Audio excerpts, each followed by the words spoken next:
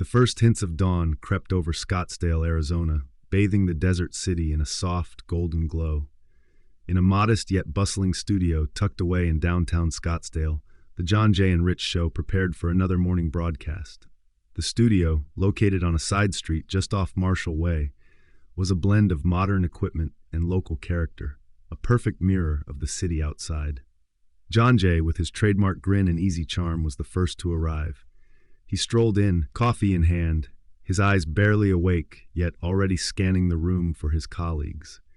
His habit of leaning on others for guidance was evident in the way he greeted each crew member with a friendly, "Hey, you got this, right?" A phrase that had become his signature call, though it hinted at his underlying need for others to pick up the slack. Today, however, his reliance would be tested in ways he could never have imagined. Rich was already at his workstation, his dark hair slightly tousled, as he absorbed the latest news feeds on his dual-monitor setup.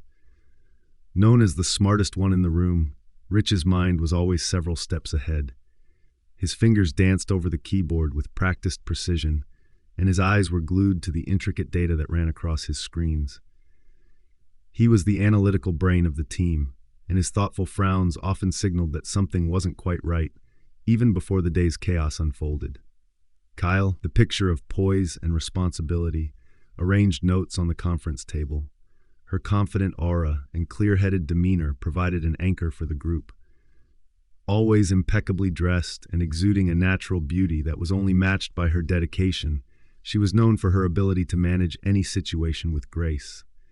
Today, she seemed unusually focused, her keen eyes flitting between the door and her colleagues, as if expecting something out of the ordinary. Next to her sat Peyton, whose blend of beauty and intelligence made her both admired and respected among the team. With her sharp wit and quick thinking, she had a knack for spotting details that others might overlook.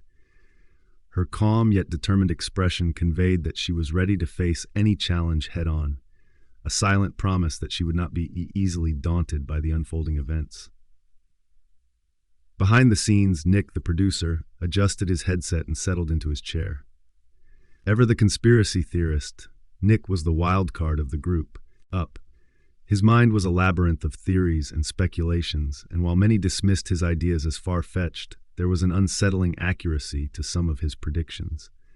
Today, his eyes shone with a peculiar intensity as he monitored the incoming calls and news alerts. "There's something brewing, I can feel it," he muttered, half to himself, half as a warning to anyone who might listen. The clock struck 6:30 a.m., and the studio's energy shifted as the team prepared to go live.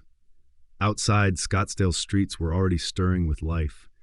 From the historic charm of Old Town Scottsdale, where local shops and cafes began to open their doors, to the busy corridors of Camelback Road, the city was waking up unaware of the impending calamity. "Good morning, Scottsdale." John Jay began cheerfully as the microphone clicked on, his voice carrying a warm familiarity. "We hope you're all ready for another fantastic day." His tone was light, a stark contrast to the gravity that would soon unfold. As the crew ran through their usual pre-show routines, a series of calls began to pour in. At first, they were the typical mix of weather updates and traffic reports, but within minutes the tone shifted.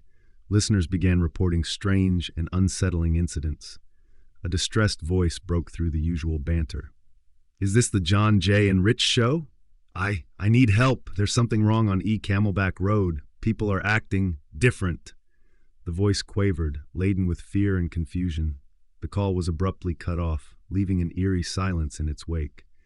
Rich frowned, his fingers pausing on the keyboard. "That's not the first odd report I've seen this morning," he remarked, his tone measured yet edged with concern. "I'm picking up multiple calls from around Marshall Way and even near Scottsdale Fashion Square. Something is happening." Kyle exchanged a worried glance with Peyton, both recognizing that this was no ordinary morning rush. "We need to take these calls seriously," Kyle said, her voice steady despite the underlying tension. "Listeners are reporting aggressive behavior, and it's starting to sound like a coordinated outbreak of some sort." Nick leaned forward, his eyes narrowing as he reviewed his own stream of data. "I told you," he said, almost triumphantly. "There's more to this than meets the eye. I've been tracking unusual patterns all week. This isn't random. It's orchestrated. I'm talking about a viral outbreak, one that could turn people into something unrecognizable.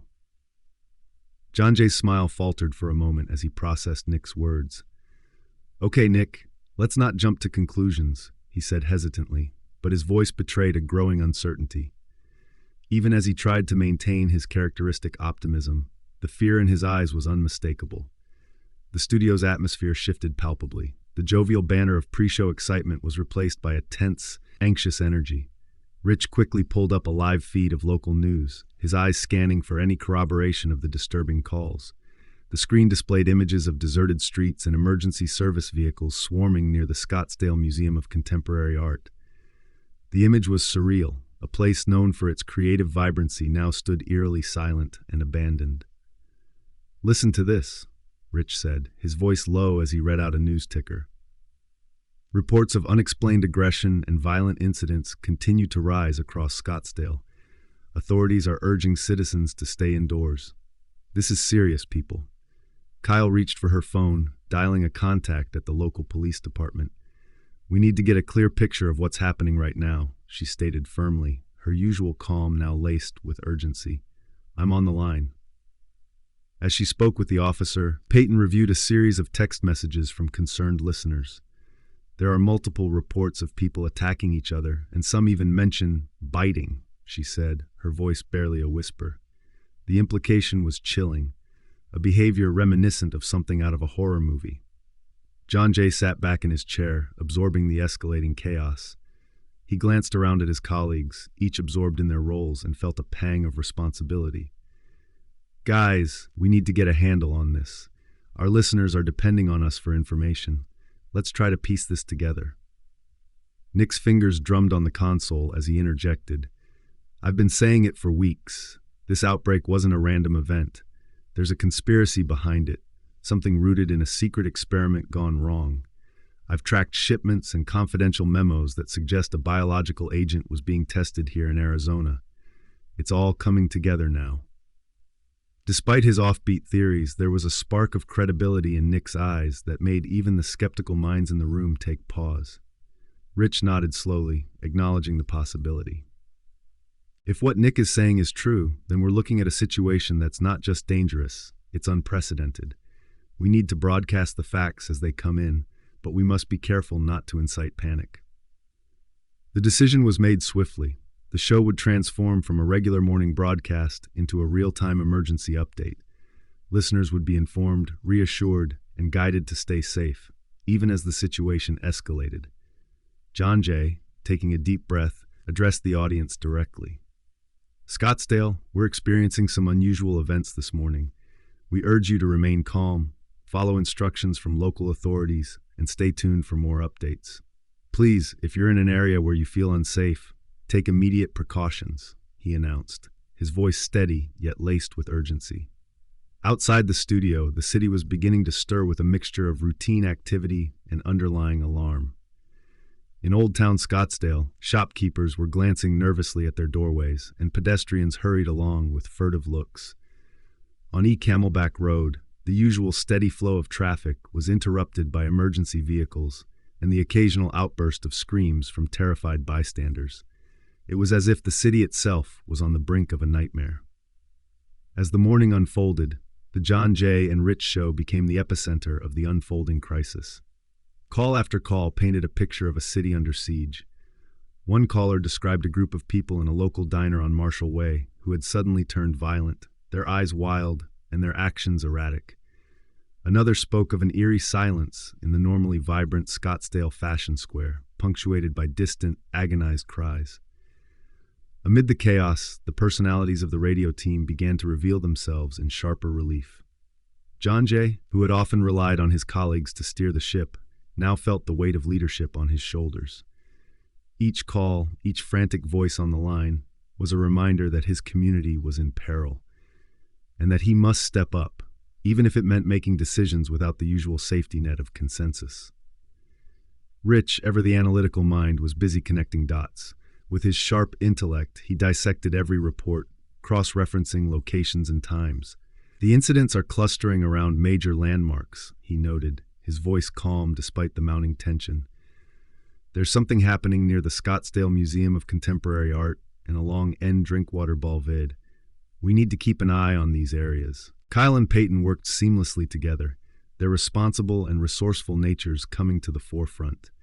They coordinated with local emergency services and relayed updates from listeners who had managed to escape dangerous situations. Their voices became the reassuring threads in a tapestry of fear, a reminder that even in the darkest moments, there were those willing to help. Nick, despite his eccentric theories, found himself increasingly vindicated as more evidence emerged that hinted at a hidden agenda behind the outbreak. "This is exactly what I predicted," he insisted, his voice rising in pitch as he reviewed yet another anonymous tip. "There's a pattern here, a deliberate spread. We need to consider the possibility that this is not a random act of nature, but something engineered." His words, though unsettling, began to resonate with the urgency of the situation. The studio, once a place of routine morning chatter, had transformed into a command center of information and hope. As the calls continued, the team worked in unison, their individual strengths melding into a formidable force against the unknown. John Jay's initial hesitancy gave way to a growing determination to protect not just his listeners, but also his family and the community he loved. In the midst of the broadcast, a particularly harrowing call came through. "My neighborhood near the Scottsdale waterfront," a trembling voice reported. "People are attacking without mercy. I don't know what's turning them. Please, help us." The urgency in the caller's tone struck a chord deep within the team. It was a stark reminder that what was unfolding wasn't confined to isolated incidents. It was spreading, and quickly. John Jay's eyes met those of his colleagues, and in that silent exchange, a mutual understanding passed between them. The time for ordinary broadcasting was over. They were now witnesses, and perhaps reluctant heroes, in a nightmare that was rapidly consuming their city. As the show continued, the team decided that their role extended beyond merely reporting the news. They would use every tool at their disposal, every fact, every theory, every connection, to piece together the puzzle of this outbreak. With Rich's analytical prowess, Kyle and Peyton's on-the-ground coordination, and Nick's relentless pursuit of hidden truths, the John Jay and Rich show was evolving into a beacon of hope amid chaos. The early morning hours stretched on, filled with tense updates and the low hum of constant communication.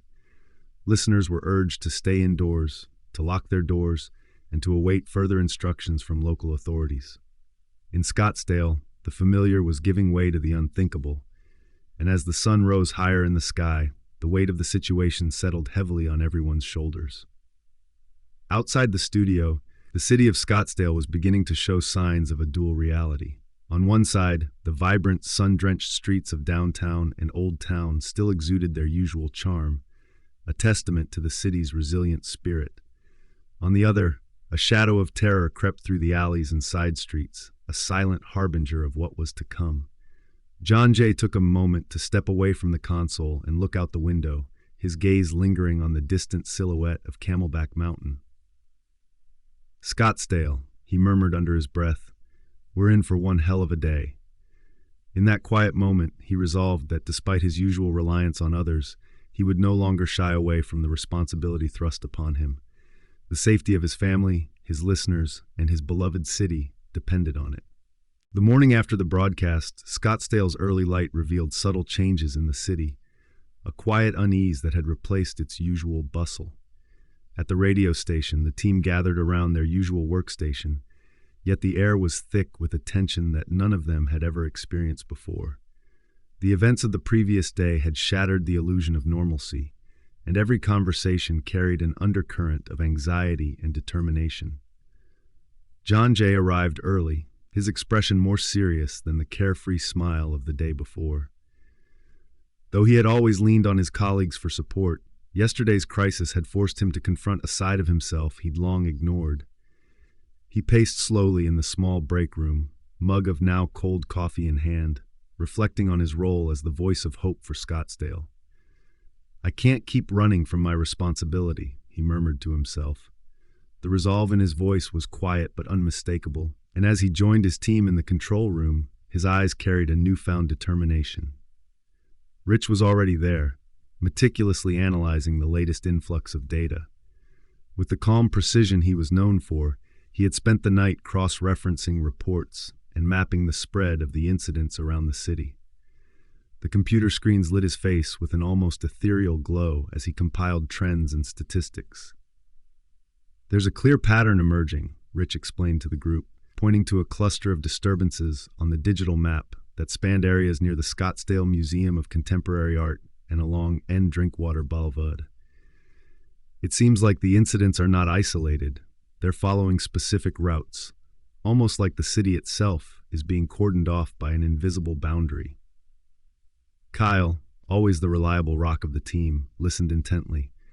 While she had managed the calls and coordinated with local emergency services the day before, today she took on an even more proactive role. "I've been in touch with a few officers from the Scottsdale PD," she said, her voice steady yet urgent. "They're confirming that there have been multiple reports of aggressive behavior around our key landmarks. There's also chatter about a potential quarantine being set up near Old Town. We need to be ready for anything."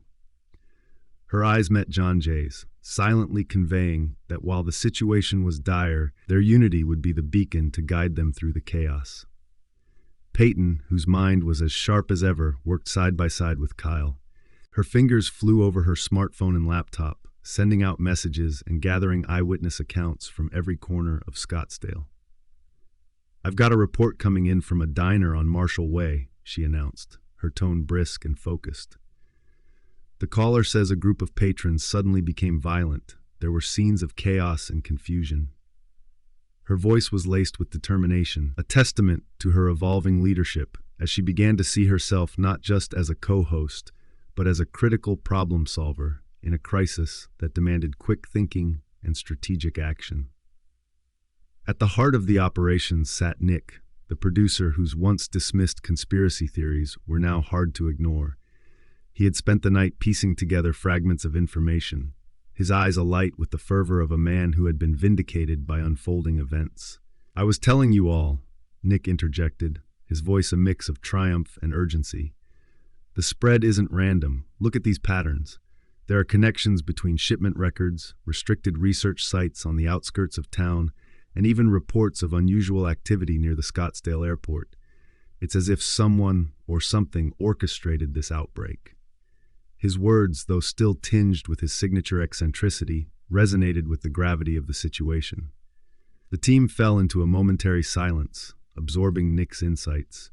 The room buzzed with the unspoken understanding that they were no longer just reporting events.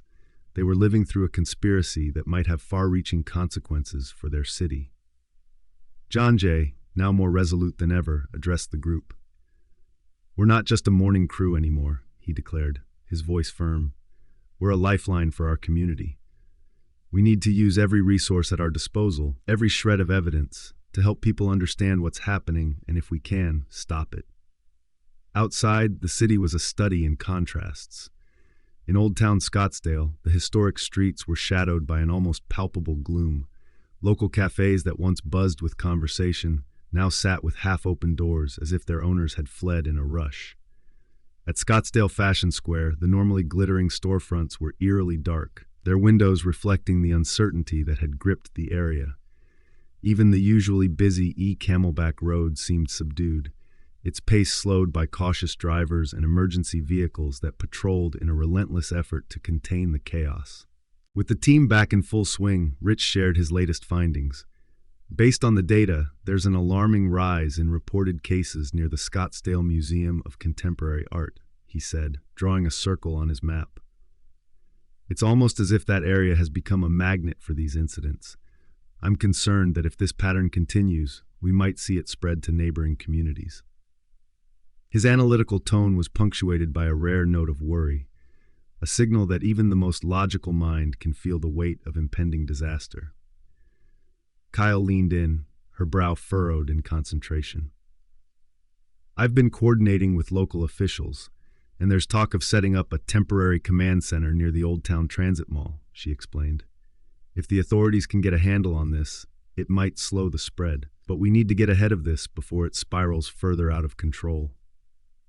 The responsibility in her voice was palpable, and it was clear that she had become the stabilizing force everyone depended on.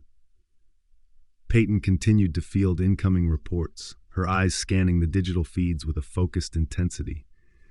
"I've got another update," she said, her voice quiet but urgent. "There's a distress call from someone near North Scottsdale, along Frank Lloyd Wright Boulevard. They mentioned a group of individuals attacking passers-by with what sounds like uncontrollable ferocity. I'm trying to trace the location now." Her methodical approach was inspiring, and her calm under pressure was a beacon of hope amid the mounting terror. Nick, still fervent in his theories, added, "There's something else, an anomaly in the local weather patterns. It's minor, but when you correlate it with the timing of these incidents, there might be a connection. It's as if the outbreak is influenced by factors beyond just biology. I'm still digging through the classified documents I managed to get a glimpse of last night." His voice, usually dismissed for its outlandish nature, now carried a weight that made even Rich nod in thoughtful agreement. As the hours passed, the station transformed from a place of routine broadcasting into a dynamic hub of information and strategy. The team worked in tandem, their individual strengths creating a cohesive force that was greater than the sum of its parts. John Jay's evolving leadership was palpable. No longer waiting for others to guide him, he was making decisions, coordinating resources, and rallying the team with a steady hand and a clear vision. His voice, both on the air and off, became a source of comfort and authority for those around him. Rich's relentless pursuit of clarity brought a sense of order to the chaos. He started compiling a comprehensive report that detailed the outbreak's progression, hoping that the clear, data-driven insights might help local authorities understand the underlying patterns.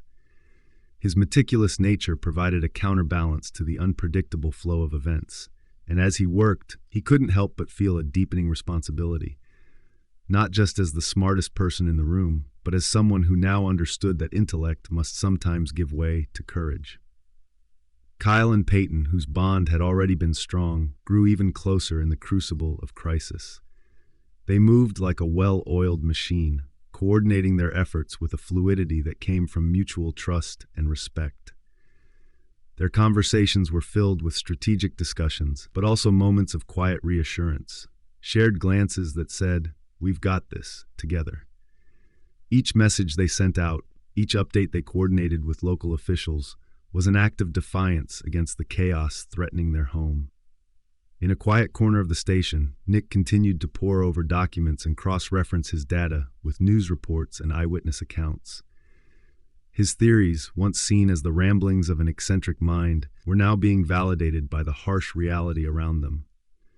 "I always said there's more to this than meets the eye," he remarked to himself, scribbling notes furiously.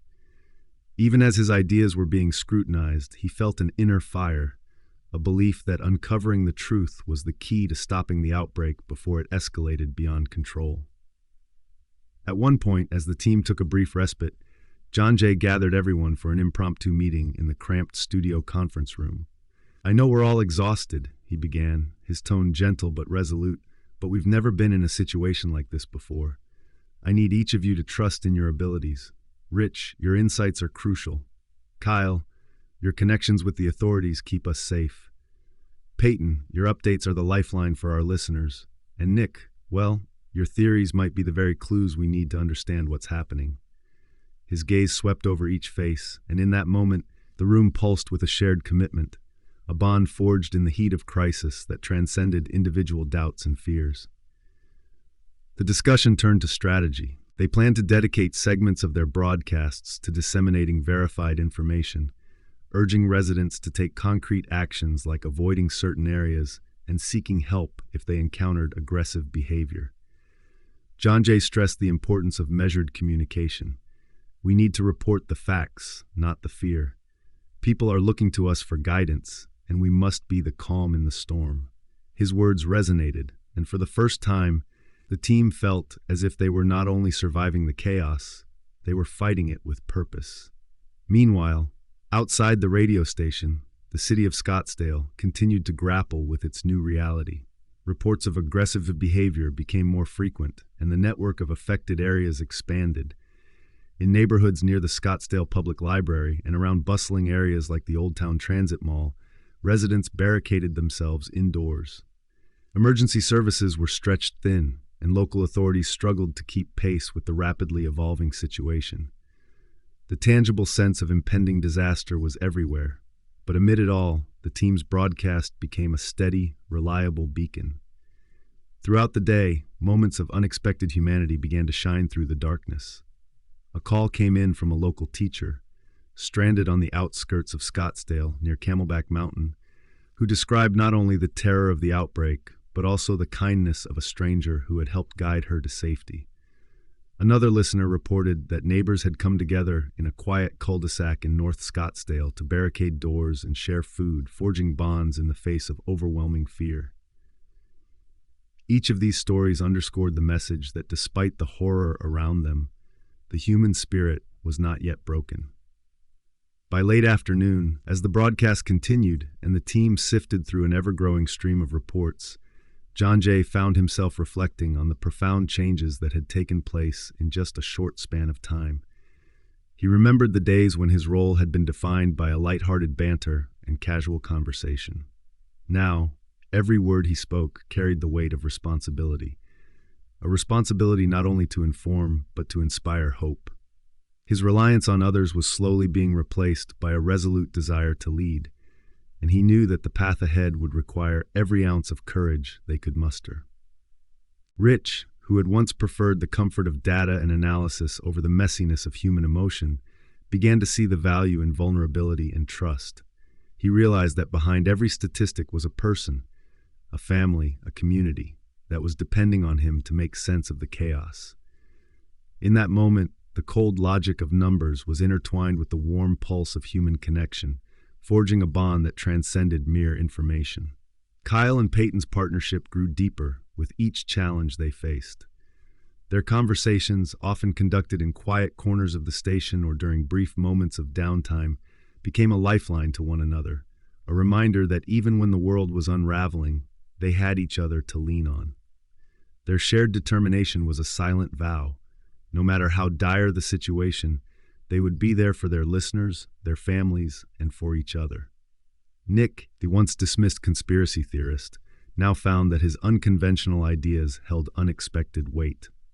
His relentless pursuit of truth, driven by a belief that nothing was ever as it seemed, began to inspire the team to question assumptions and explore every possibility.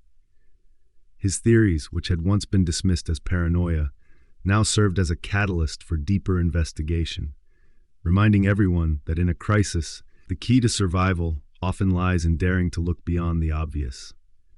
As dusk settled over Scottsdale, the team gathered once again for a final debrief in the studio. The fading light filtered through the windows, casting long shadows that danced on the walls, a silent reminder of the darkness that lurked both outside and within the hearts of those fighting for survival. Yet in that room, amid hushed voices and determined eyes, there was a palpable sense of unity. John Jay's final words for the day were a promise. We're in this together. Every call, every report, every piece of information brings us one step closer to understanding and overcoming this outbreak. We owe it to our community to keep fighting, and I know we can do this if we stand united. The team nodded, the bonds between them strengthened by shared adversity and mutual respect. They knew the road ahead was uncertain, that the chaos might only intensify in the coming days. But in that moment, their unity was unshakable, a small, resilient force standing as a bulwark against the tide of darkness. The morning's uneasy calm shattered without warning. The radio station, once a haven of rapid-fire news and determined planning, became a maelstrom of chaos as the unexpected breach occurred. It started subtly, a low groan from the far end of the building, a barely audible scrape echoing down the corridor. Within minutes, that murmur escalated into a cacophony of terror that rattled the very walls of the studio. John Jay was the first to notice. Midway through a segment with Rich and Peyton, he heard a crash from the rear door. His heart pounded, and in a flash, the weight of leadership pressed on his shoulders. "Everyone, stay calm. Lock the doors and move to the backup room," he barked into the microphone, his voice resolute but laced with urgency.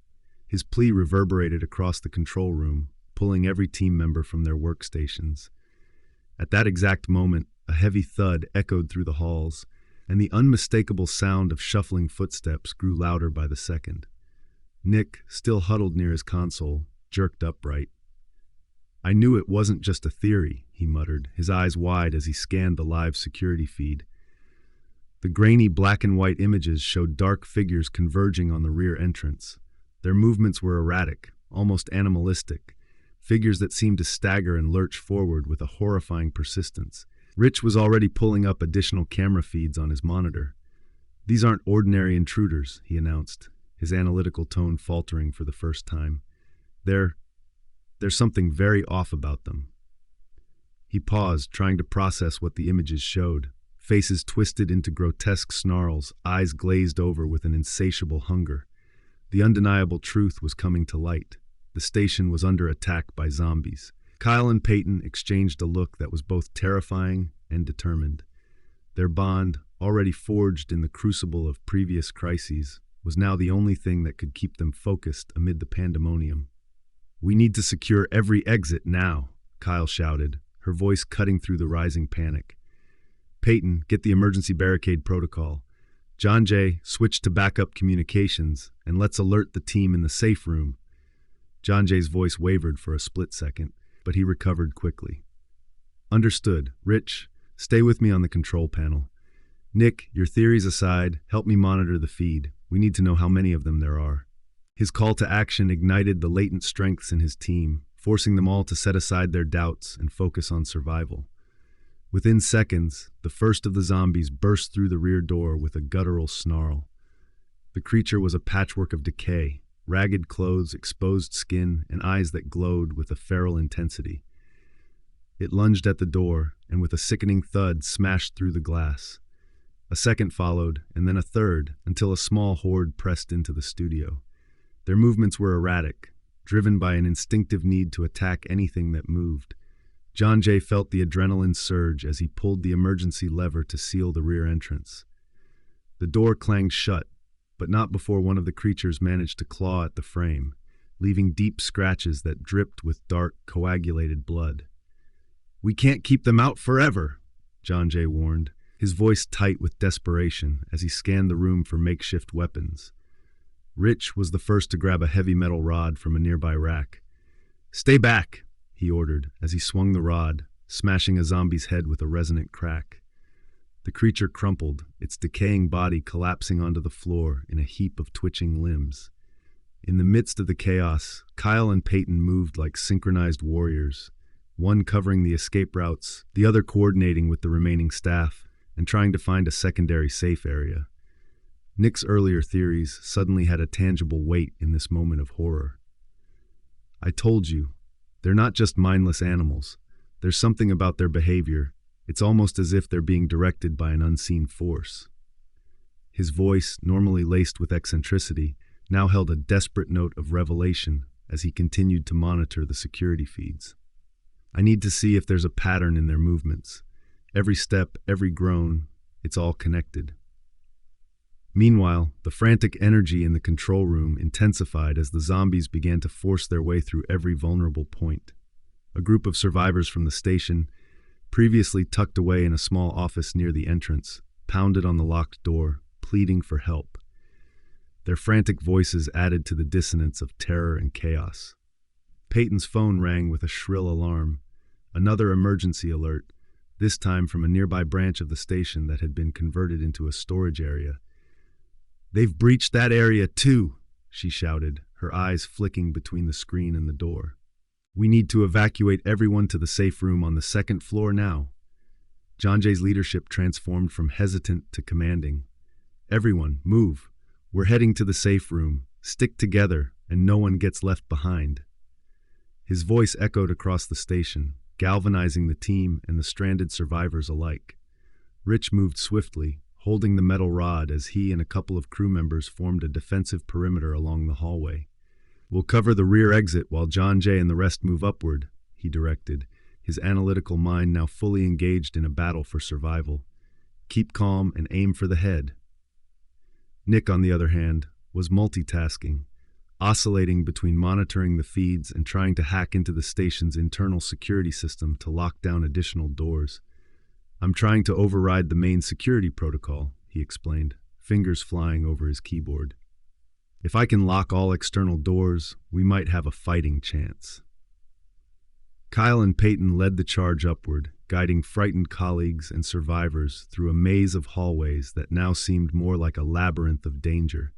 Every step was a battle against the ever-present threat that lurked just beyond the doors.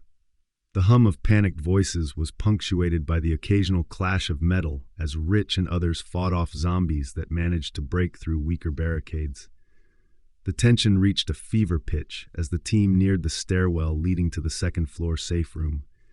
A sudden guttural roar erupted from behind them, followed by the thundering footsteps of a massive horde.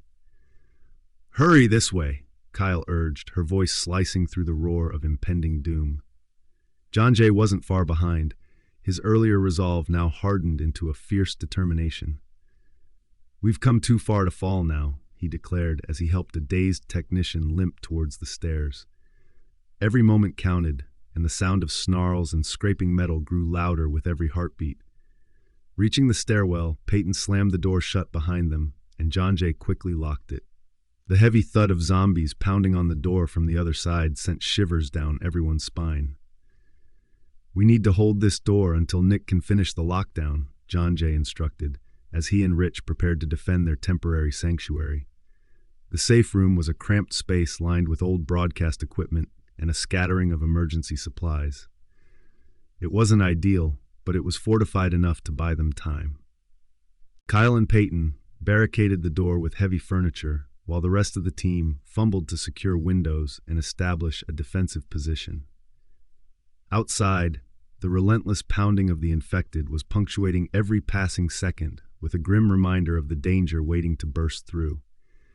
Rich took his position by a reinforced window, scanning the darkened corridor with a mix of determination and grim acceptance.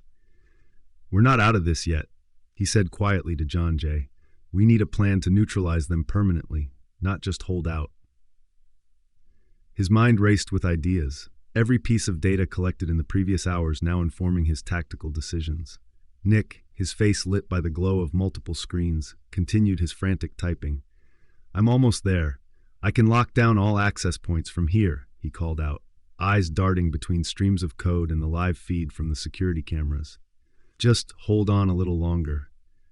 As the minutes ticked by, the tension in the safe room became nearly unbearable. Every creak of the building, every distant groan made hearts race and palms sweat.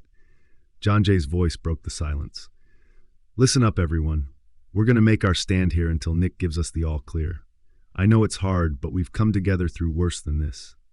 His words, simple yet resolute, instilled a flicker of hope in the midst of encroaching darkness. The first test of their new unity came swiftly. A massive, hulking zombie, clearly one of the strongest, banged relentlessly against the barricaded door. The force of its blows rattled the metal and sent splinters of wood flying. Rich gripped his metal rod tightly and moved to the door, ready to intercept the intruder when the lock finally gave way. The door burst open with a deafening crash, and the creature lunged in, its eyes burning with a savage hunger. Without hesitation, John Jay and Rich met the monster head-on. In a flurry of desperate, fast-paced action, Rich swung the rod with precise, forceful strikes, each impact echoing like a death knell. John Jay, no longer the man who waited for others to lead, joined the fray, his hands grappling with the creature as he delivered a series of determined blows. The struggle was brutal and immediate. Flesh met metal in a visceral display of survival instincts. Every movement was fueled by adrenaline and the urgent need to protect the team. Kyle and Peyton, standing guard near the rear of the room, exchanged determined glances as they helped shoo away smaller, persistent intruders that had managed to slip through weaker points in the barricade. Their partnership had evolved into a seamless dance of defense and rescue, a testament to the strength of their bond amid unspeakable terror. As the battle raged on, Nick finally shouted, "I've done it. All external doors are locked down." His voice, though tinged with exhaustion, was triumphant, a signal that they had bought precious time. The zombies outside roared in frustration as they found themselves contained, their numbers dwindling behind reinforced barriers. But the victory was only temporary. The immediate danger was contained, not eliminated. In the lull that followed, the safe room's occupants took a moment to catch their breath. Bloodied and bruised, they shared quiet words of encouragement and silent promises to see each other through this nightmare. John Jay, leaning on a counter and visibly shaken yet resolute, addressed the group once more. "We held them off today, but we need to plan our next move. We can't hide here forever." Rich nodded. "I'm working on tracking their patterns. If we can pinpoint where they're coming from, we might find a way to turn the tide. We need to think offensively now." His voice, usually reserved for calm analysis, carried the urgency of a man who had just experienced the thin line between life and death. Kyle stepped forward, her eyes scanning the battered room. "I've been in contact with a few local officials. They're overwhelmed, but there's talk of a secure shelter being set up in a nearby school. If we can reach it, we might be able to regroup and plan a larger counterattack." Her suggestion was met with cautious optimism, a rare moment of hope emerging from the darkness. Peyton, ever the voice of reason, added, "We need to organize ourselves. Some of us stay here to hold the line and guard the station's access points. Others, including John Jay, Rich, and those who can fight, should try to get to that shelter and bring back any survivors they can find." The plan was risky, but it was the only option. John Jay felt a surge of newfound courage. No longer the man who had depended on others, he now saw himself as the leader his community desperately needed. "I'll take a team and head out. Kyle, you and Peyton coordinate with the authorities. Rich, you come with me. Nick, stay behind and help keep our communications open. We're going to do this, and we're going to save as many people as we can." The decision was made swiftly. With determination and a sense of urgency, the group divided into teams. The larger team, led by John Jay and Rich, prepared to venture out into the city's darkened corridors, where the infected still roamed and danger lurked behind every corner. Every step was a battle, every breath a defiant challenge against the rising tide of death. As John Jay's team crept out of the safe room and into a hallway that now felt more like a war zone, the distant echoes of groans and snarls followed them like a haunting melody. They moved fast, eyes scanning every shadow, ears straining for the sound of approaching threats. In the dark, flickering light of emergency exit signs, every corridor became a potential battleground. Back in the safe room, Nick continued to work his technological magic, his fingers dancing across the keyboard as he maintained a live link with both the radio station and the emergency command center. "Keep your radios on," he urged into the static-filled mic. "I'll update you if I see any changes in the lockdown status or if more breaches occur." His voice, steady and determined, was a lifeline connecting the scattered remnants of the crew. The city outside was a chaotic tapestry of destruction and desperate hope. In the distance, sirens wailed and fires burned, a grim backdrop to the horror unfolding within the station. Yet amidst the chaos, the crew's unity had become a beacon of resilience. Their bond, now forged in blood and terror, was their strongest weapon against the relentless tide of the undead. For every zombie that lurked in the dark, every echo of terror that reverberated through the halls, John Jay's team pressed onward with unwavering determination. They were no longer just reporters or radio personalities. They were warriors fighting for their lives, for their families, and for the soul of Scottsdale. The frantic clash at the radio station had forced John Jay's team to make a choice: hide and defend, or break out and find safety and answers. With the reinforced safe room only buying them time, John Jay, Rich, and a small contingent of brave souls knew that their only hope was to venture into the chaos outside and reclaim control over the city. Their destination was a rumored secure shelter near a local school, a beacon of organized resistance in the midst of pandemonium. Every step away from the station was a plunge into uncertainty, and every shadow could conceal a new threat. As the group burst out into the corridor, the station's interior quickly gave way to the grim reality of the world beyond its walls. The air was thick with dust and the acrid tang of smoke. Emergency lights bathed the hallways in an eerie red glow. John Jay led the charge, his voice steady despite the terror around him. "Stay together, keep your eyes open, and follow my lead.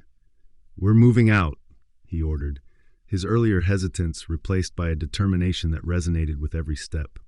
Rich stayed close, gripping his makeshift weapon, a heavy metal rod salvaged from the station's storage. His eyes darted from one end of the corridor to the other as he recalled the data from the previous night, mapping out the areas where the zombie presence had been most concentrated. "According to my readings, we have a slightly lower density on the east side of the building," he murmured, half to himself, half to the group. "If we can make it past the back alley, we might avoid the worst of it."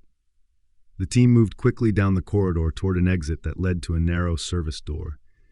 As they opened it, a gust of hot, dusty air greeted them, a stark reminder that the calm of the station was a distant memory. Outside, the city of Scottsdale had transformed overnight into a war zone. The streets were unrecognizable. Once busy sidewalks were now clogged with abandoned cars and debris. Faded storefronts, like those on Marshall Way and near the Scottsdale Museum of Contemporary Art, stood silent and foreboding, their glass windows reflecting a city in distress. Almost immediately, the team encountered their first real obstacle. In a narrow side street just off Camelback Road, a small horde of zombies shuffled aimlessly, their grotesque forms silhouetted against the harsh morning light. John Jay signaled for everyone to take cover behind an upturned delivery truck. Heart pounding, he scanned the scene through the gaps in the truck's rusted metal. "We can't take them head on. There's too many," he whispered urgently. "Rich, can you see a way around?" Rich crouched beside him, studying the movement of the creatures. "There's a gap on the left. They seem to be following a pattern. If we can slip through quietly, we might bypass them without drawing attention." His analytical mind had always been his strongest asset, and in this moment, it provided a lifeline.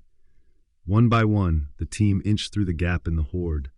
Kyle and Peyton, having joined a rescue call earlier, now led a secondary group that had rendezvoused with John Jay's team. Their synchronized movements reflected their deepening bond, a trust honed in the crucible of disaster. As they crept silently along the side of the building, every clatter of debris or stray footfall was magnified into a potential threat. Suddenly, a stray bottle clattered against the pavement. The sound reverberated, and the zombies' heads snapped in that direction. In an instant, the group was forced into a sprint. John Jay's heart pounded in his chest as he urged, "Move, move, move!" The chase was on. With every stride, the sound of shuffling feet and guttural moans grew louder behind them. Rich swung his rod at any zombie that lunged too close, each impact punctuating the urgency of their flight. A few tense minutes later, they burst onto a wider street near Old Town Scottsdale. The area, normally bustling with vibrant life, now looked like a deserted battlefield. Neon signs flickered erratically in the windows of closed shops, and the distant sound of sirens mixed with anguished screams.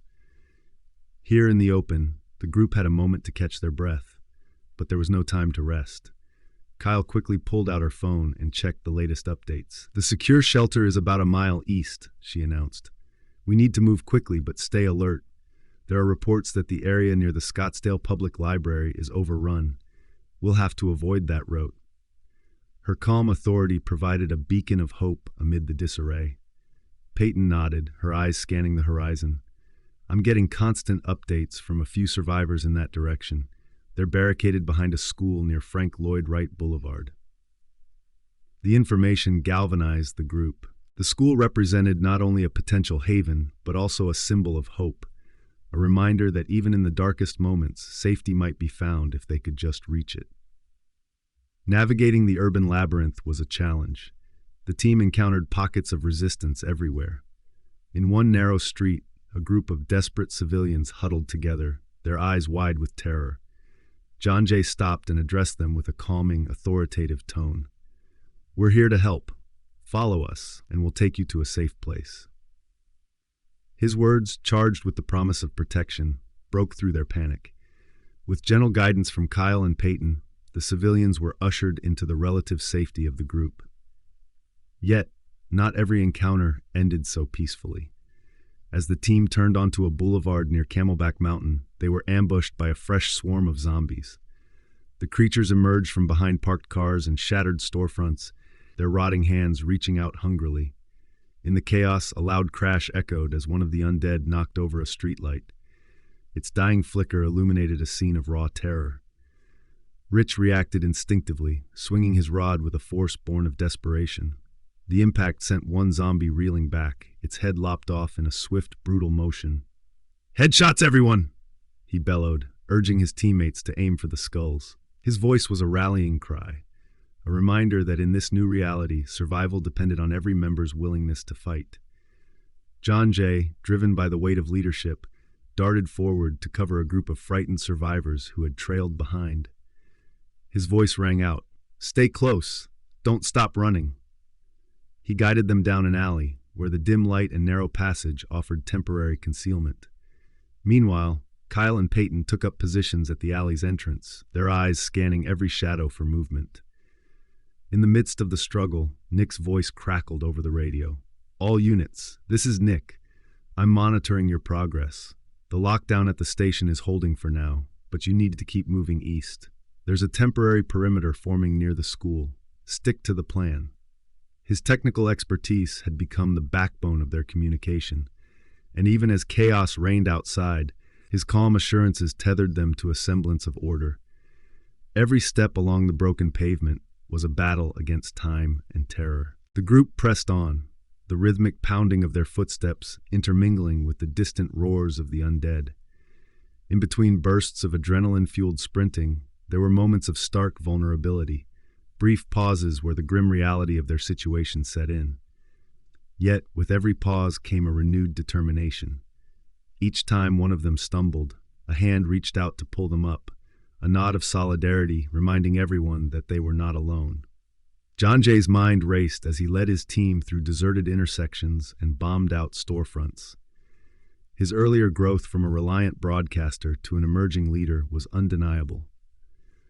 In the midst of running, he found himself issuing orders, comforting the panicked, and even sharing a brief, determined smile with Rich, a silent acknowledgement that they were in this fight together. At one point, as they moved down a relatively quiet residential street, a sudden noise to their left drew their attention. A narrow gap between two houses revealed a pair of feral eyes peering out. Instinctively, Kyle motioned for the group to halt. "Wait," she whispered. "I see movement." The team pressed against the walls of a nearby house, hearts pounding in unison.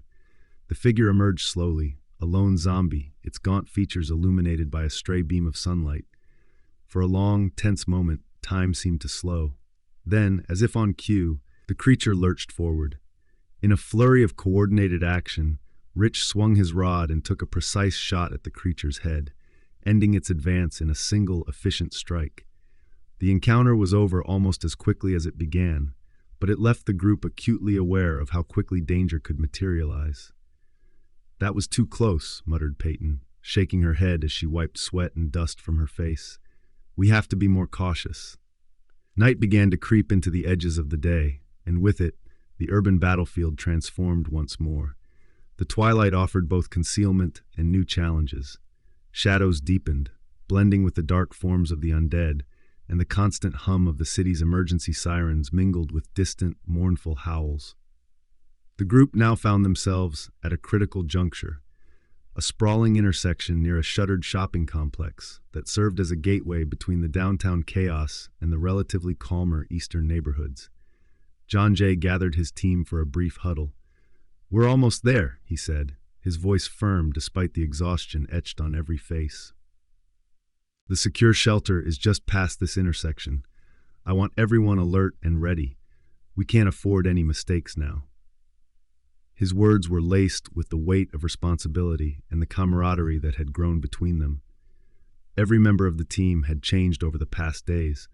From frightened individuals into a united front, their bonds forged in the crucible of survival. With renewed determination, the group navigated the intersection.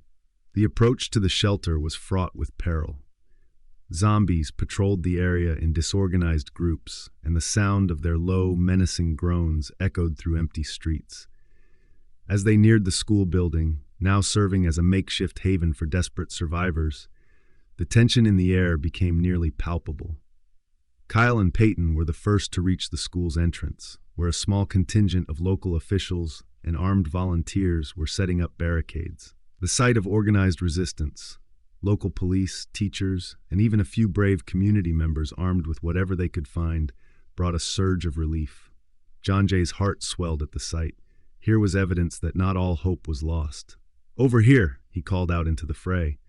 "We're here to help." One by one, the exhausted team members were ushered into the shelter.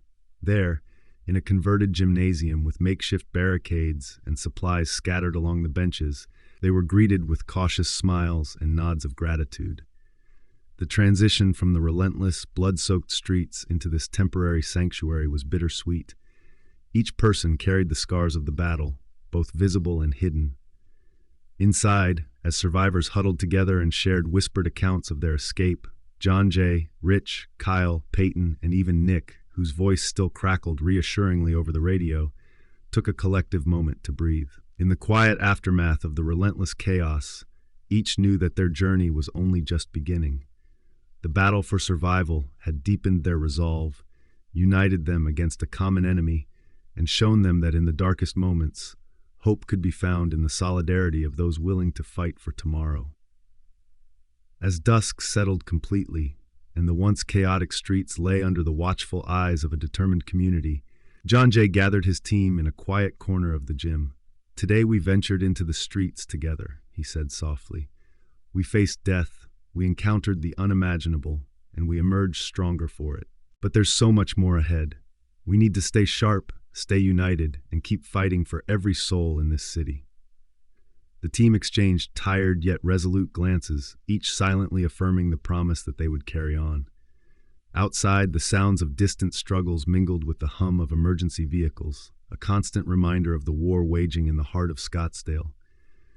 But inside, among newfound allies and the resilient spirit of survivors, hope was quietly rekindled. The school shelter's gym had become a temporary fortress, a fragile island of calm amid a roiling sea of terror. Yet as night deepened over Scottsdale, the atmosphere inside the makeshift refuge grew heavier, laden with unspoken fears and grim questions about what lay ahead. The team huddled together in a circle near the worn bleachers, each face etched with exhaustion and determination. John Jay, Rich, Kyle, Peyton, and Nick exchanged glances that spoke of their collective resolve. They would fight on, even as the darkness outside seemed to seep into their very souls. A crackle over the radio broke the silence. Nick's voice, usually brimming with technical bravado, sounded strained and urgent. "Guys, I'm picking up something unusual. There are reports of new types of infected emerging in the eastern sectors, zombies that we've never seen before." His words sent a chill through the room. John Jay leaned forward, trying to catch every syllable. "What do you mean, Nick? Different how?" Nick's eyes, fixed on the screen in the control nook, flickered with a mixture of fear and fascination. "They're not like the ones we encountered before. These creatures, they're darker, almost spectral. Their skin is pallid and seems to absorb light. Their movements are unnervingly silent, and they communicate in low, guttural hums that sound almost intelligent. I'm calling them the Shadowed. They're operating in small, coordinated packs, and the preliminary data suggests they might be more resistant to conventional methods of attack." A heavy silence descended as everyone contemplated the implication. The idea of an entirely new breed of undead was more than a threat. It was a harbinger of a deeper, more insidious horror. The safe haven that they had fought so hard to secure was now threatened not only by the familiar ravenous hordes, but by a darkness that seemed to have evolved alongside the outbreak. Kyle, ever the pillar of calm, broke the silence. "We need to know what we're dealing with," she said, her voice steady despite the tension. "Rich, can you pull up any data on these shadowed creatures? We need every piece of information we can get." Rich's fingers danced over his tablet as he tapped into the emergency network that Nick had hacked together. "I'm running comparisons with the earlier patterns," he murmured, his brow furrowing as he scrutinized the data. "They're different on multiple levels, faster, more coordinated, and their attacks seem almost surgical. I'm picking up reports from a sector near the Scottsdale Stadium. Survivors describe them as moving in silence, almost as if they're stalking their prey." Peyton's eyes narrowed. "That sounds like something out of a nightmare," she whispered. "We thought we'd seen the worst last night, but these are a whole new level of horror." John Jay rubbed his forehead and took a deep, steadying breath. "Listen up, everyone," he said, his tone laced with resolve. "We can't let fear paralyze us. We have to gather more intel and figure out our next move. We need to know if there's a safe zone beyond this, or if these shadowed are going to overrun everything." Nick interjected, his voice low but intense. "I have a lead. I intercepted a fragmented transmission from a survivor group in North Scottsdale. They're reporting that these new creatures have taken over a section near Pinnacle Peak Park. It's a place that used to be a haven for hikers, but now it might be the epicenter for this new threat. I need to check it out and relay what I find."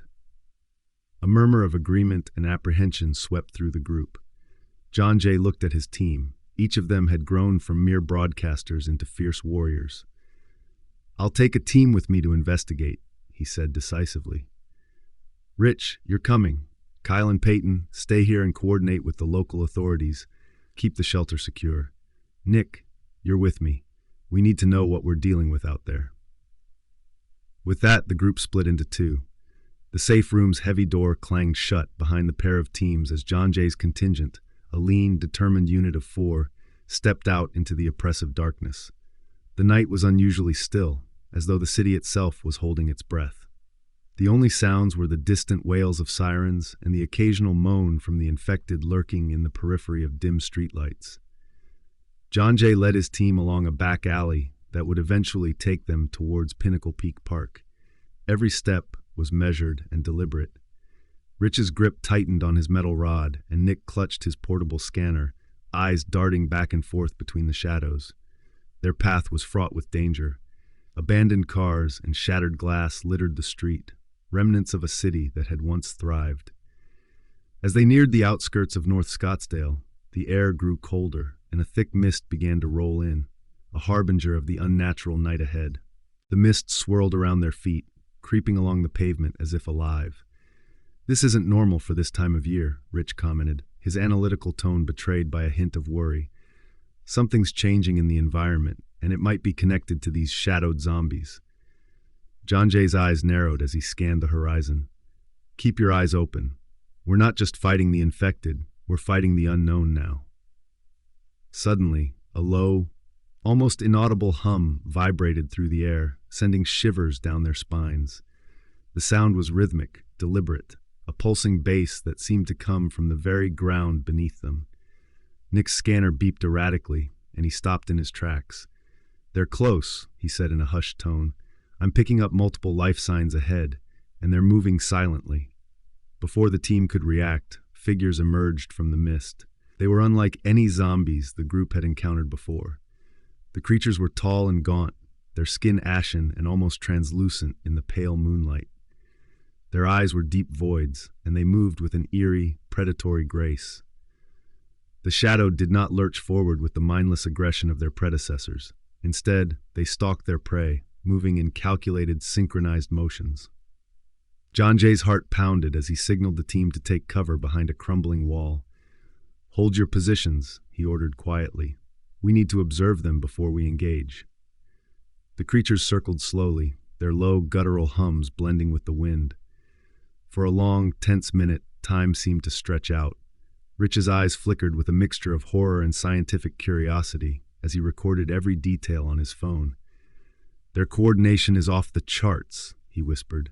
"It's like they're working as one collective mind."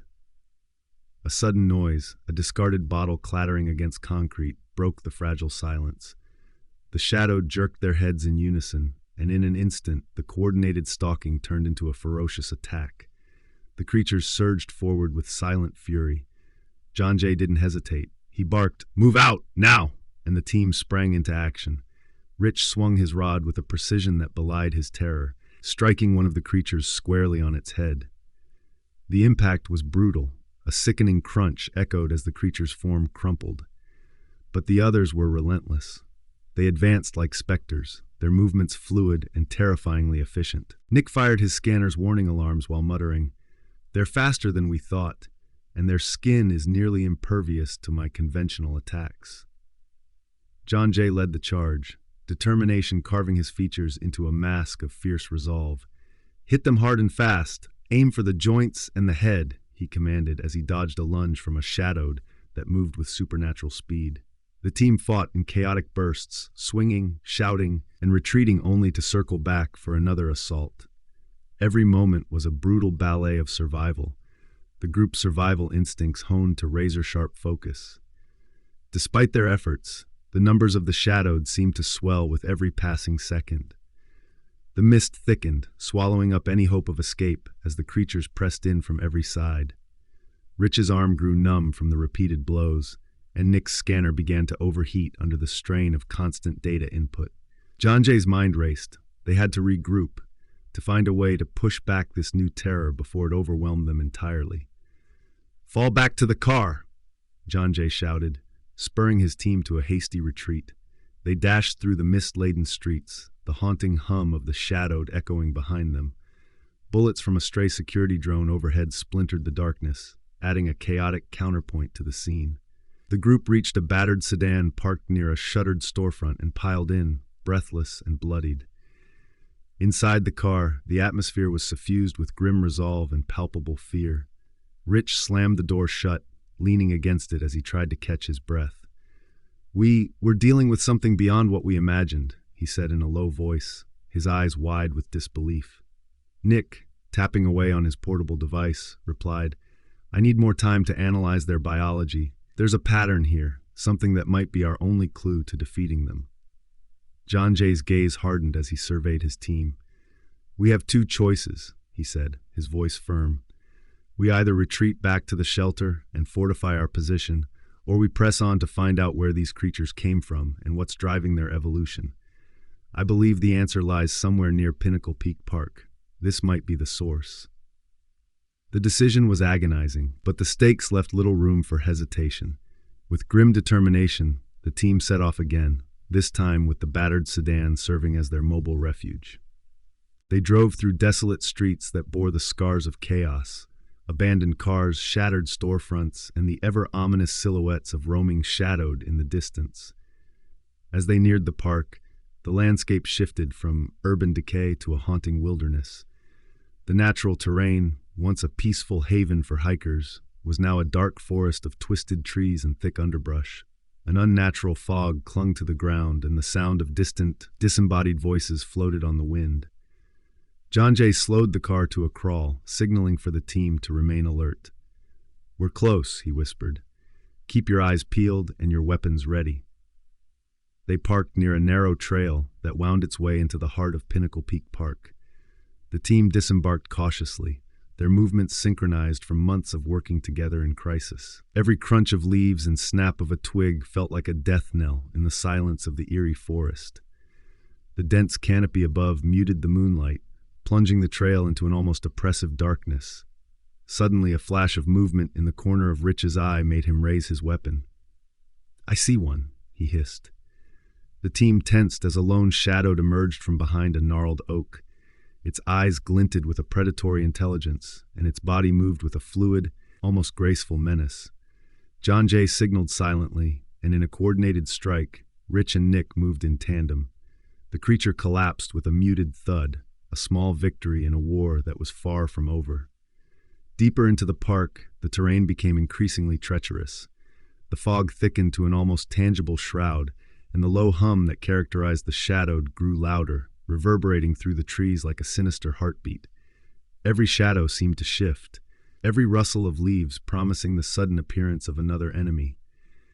John Jay led the way, his senses razor-sharp as he navigated the labyrinthine paths. "We need to find the epicenter," he murmured. "If we can understand where these creatures are coming from, we might be able to develop a way to stop them." They reached a clearing where the ground was scarred and trampled. In the center stood a crumbling stone structure, an old research outpost, its walls weathered by time and neglect. The building exuded an aura of decay, as if it had long been abandoned to nature's relentless grasp. But as they approached, it became clear that something unnatural had taken root here. Strange symbols were carved into the stone, and the air around the outpost pulsed with a faint, otherworldly energy. Nick's eyes widened as he examined the markings. "These aren't just random defacements," he said, his voice barely above a whisper. They look like scientific notes, sketches of mutations, diagrams of viral structures. This outpost might have been involved in something experimental. John Jay stepped forward, his expression grim. "This might be where it all began," he said. "If this is the source of the outbreak and the evolution of these new shadowed, we need to find out what happened here." Inside the outpost, the darkness was nearly absolute.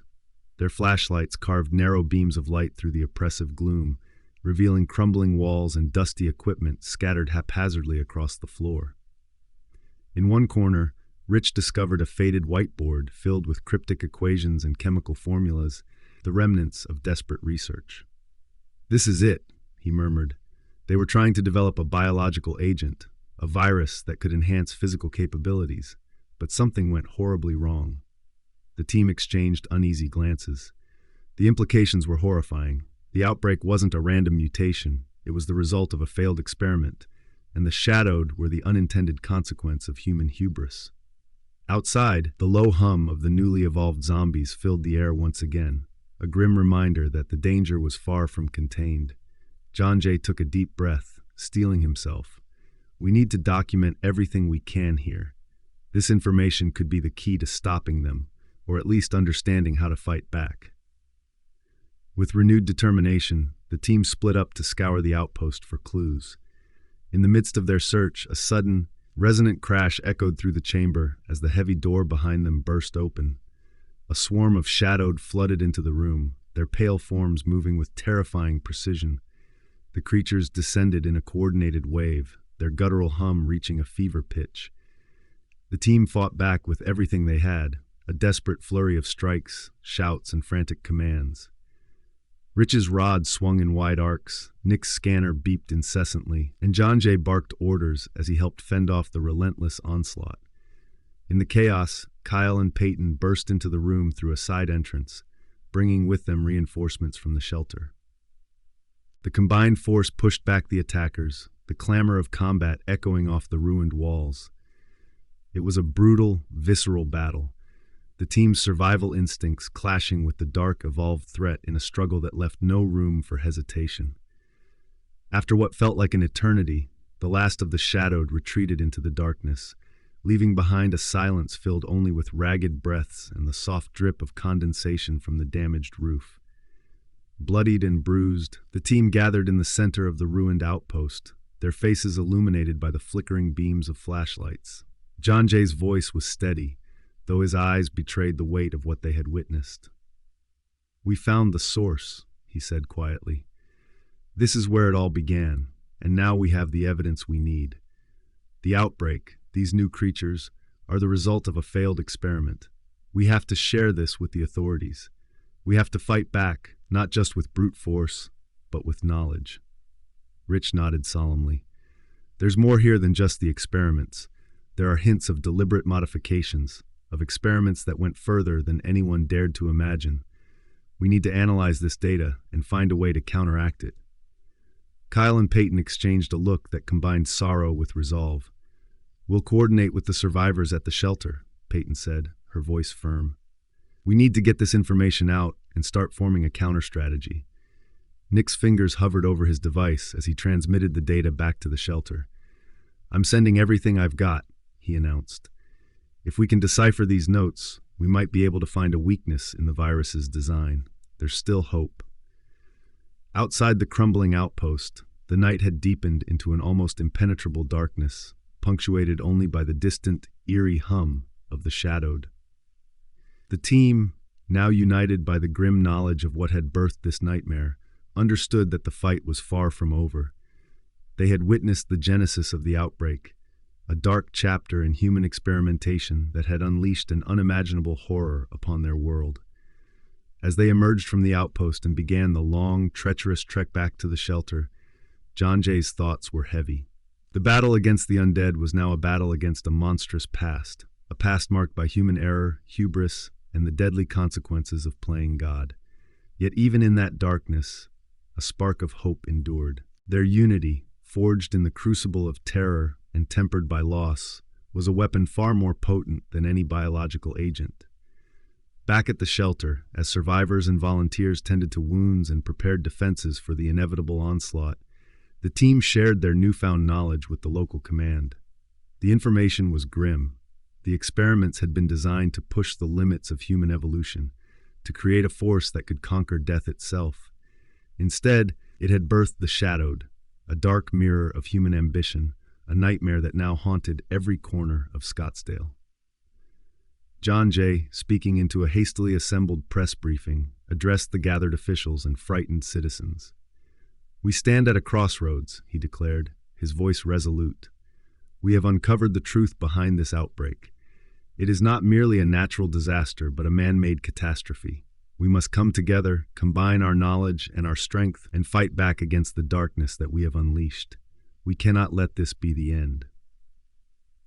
As the briefing ended and the weight of their revelations settled over the room, the team exchanged looks of quiet determination. The path ahead was steeped in darkness and danger, but they had one undeniable truth on their side. Knowledge was power, and together they could turn the tide. After the revelations at the research outpost and the harrowing battle with the Shadowed, the survivors' fragile hope had been tempered by a chilling new reality. Back at the school shelter, the atmosphere was heavy with urgency and sorrow. Survivors huddled together in makeshift corners, wounded bodies and hearts alike seeking solace in the promise that the truth could lead to salvation. But amidst the controlled chaos, the radio crew, John Jay, Rich, Kyle, Peyton, and Nick gathered for a new briefing. Their mission had shifted. The knowledge they'd uncovered needed to be disseminated quickly, and they had to reconnect with scattered survivors throughout Scottsdale before the outbreak spread too far. John Jay paced in front of a hastily drawn map taped to a wall in the shelter's command center. "Our communications are down in large parts of the city," he explained, his voice low but resolute. "We have reliable reports only from pockets of survivors. We must split up to reestablish contact with these groups. Every connection counts if we're to build a coordinated resistance." His eyes, once filled with hesitant optimism, now burned with a fierce determination that had grown through every trial they'd faced. Rich, poring over a tablet that flickered with fragmented data from Nick's improvised network, nodded. "I've mapped out several zones where transmissions are still coming through," he said. "There's a cluster near Scottsdale Stadium, another around the Old Town District, and one in North Scottsdale along Frank Lloyd Wright Boulevard. If we can get to these areas and verify the data, we might be able to form a broader network of safe zones."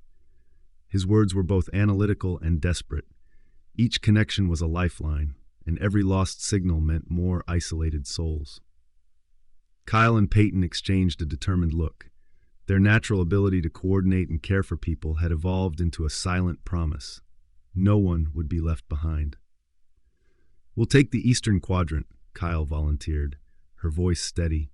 "That covers Old Town and the nearby residential areas. We can help establish communication and organize evacuation routes." Peyton, ever the pragmatic one, added, "I'll work with you. We know these streets well enough, and we can use our local contacts to spread word of the safe zones."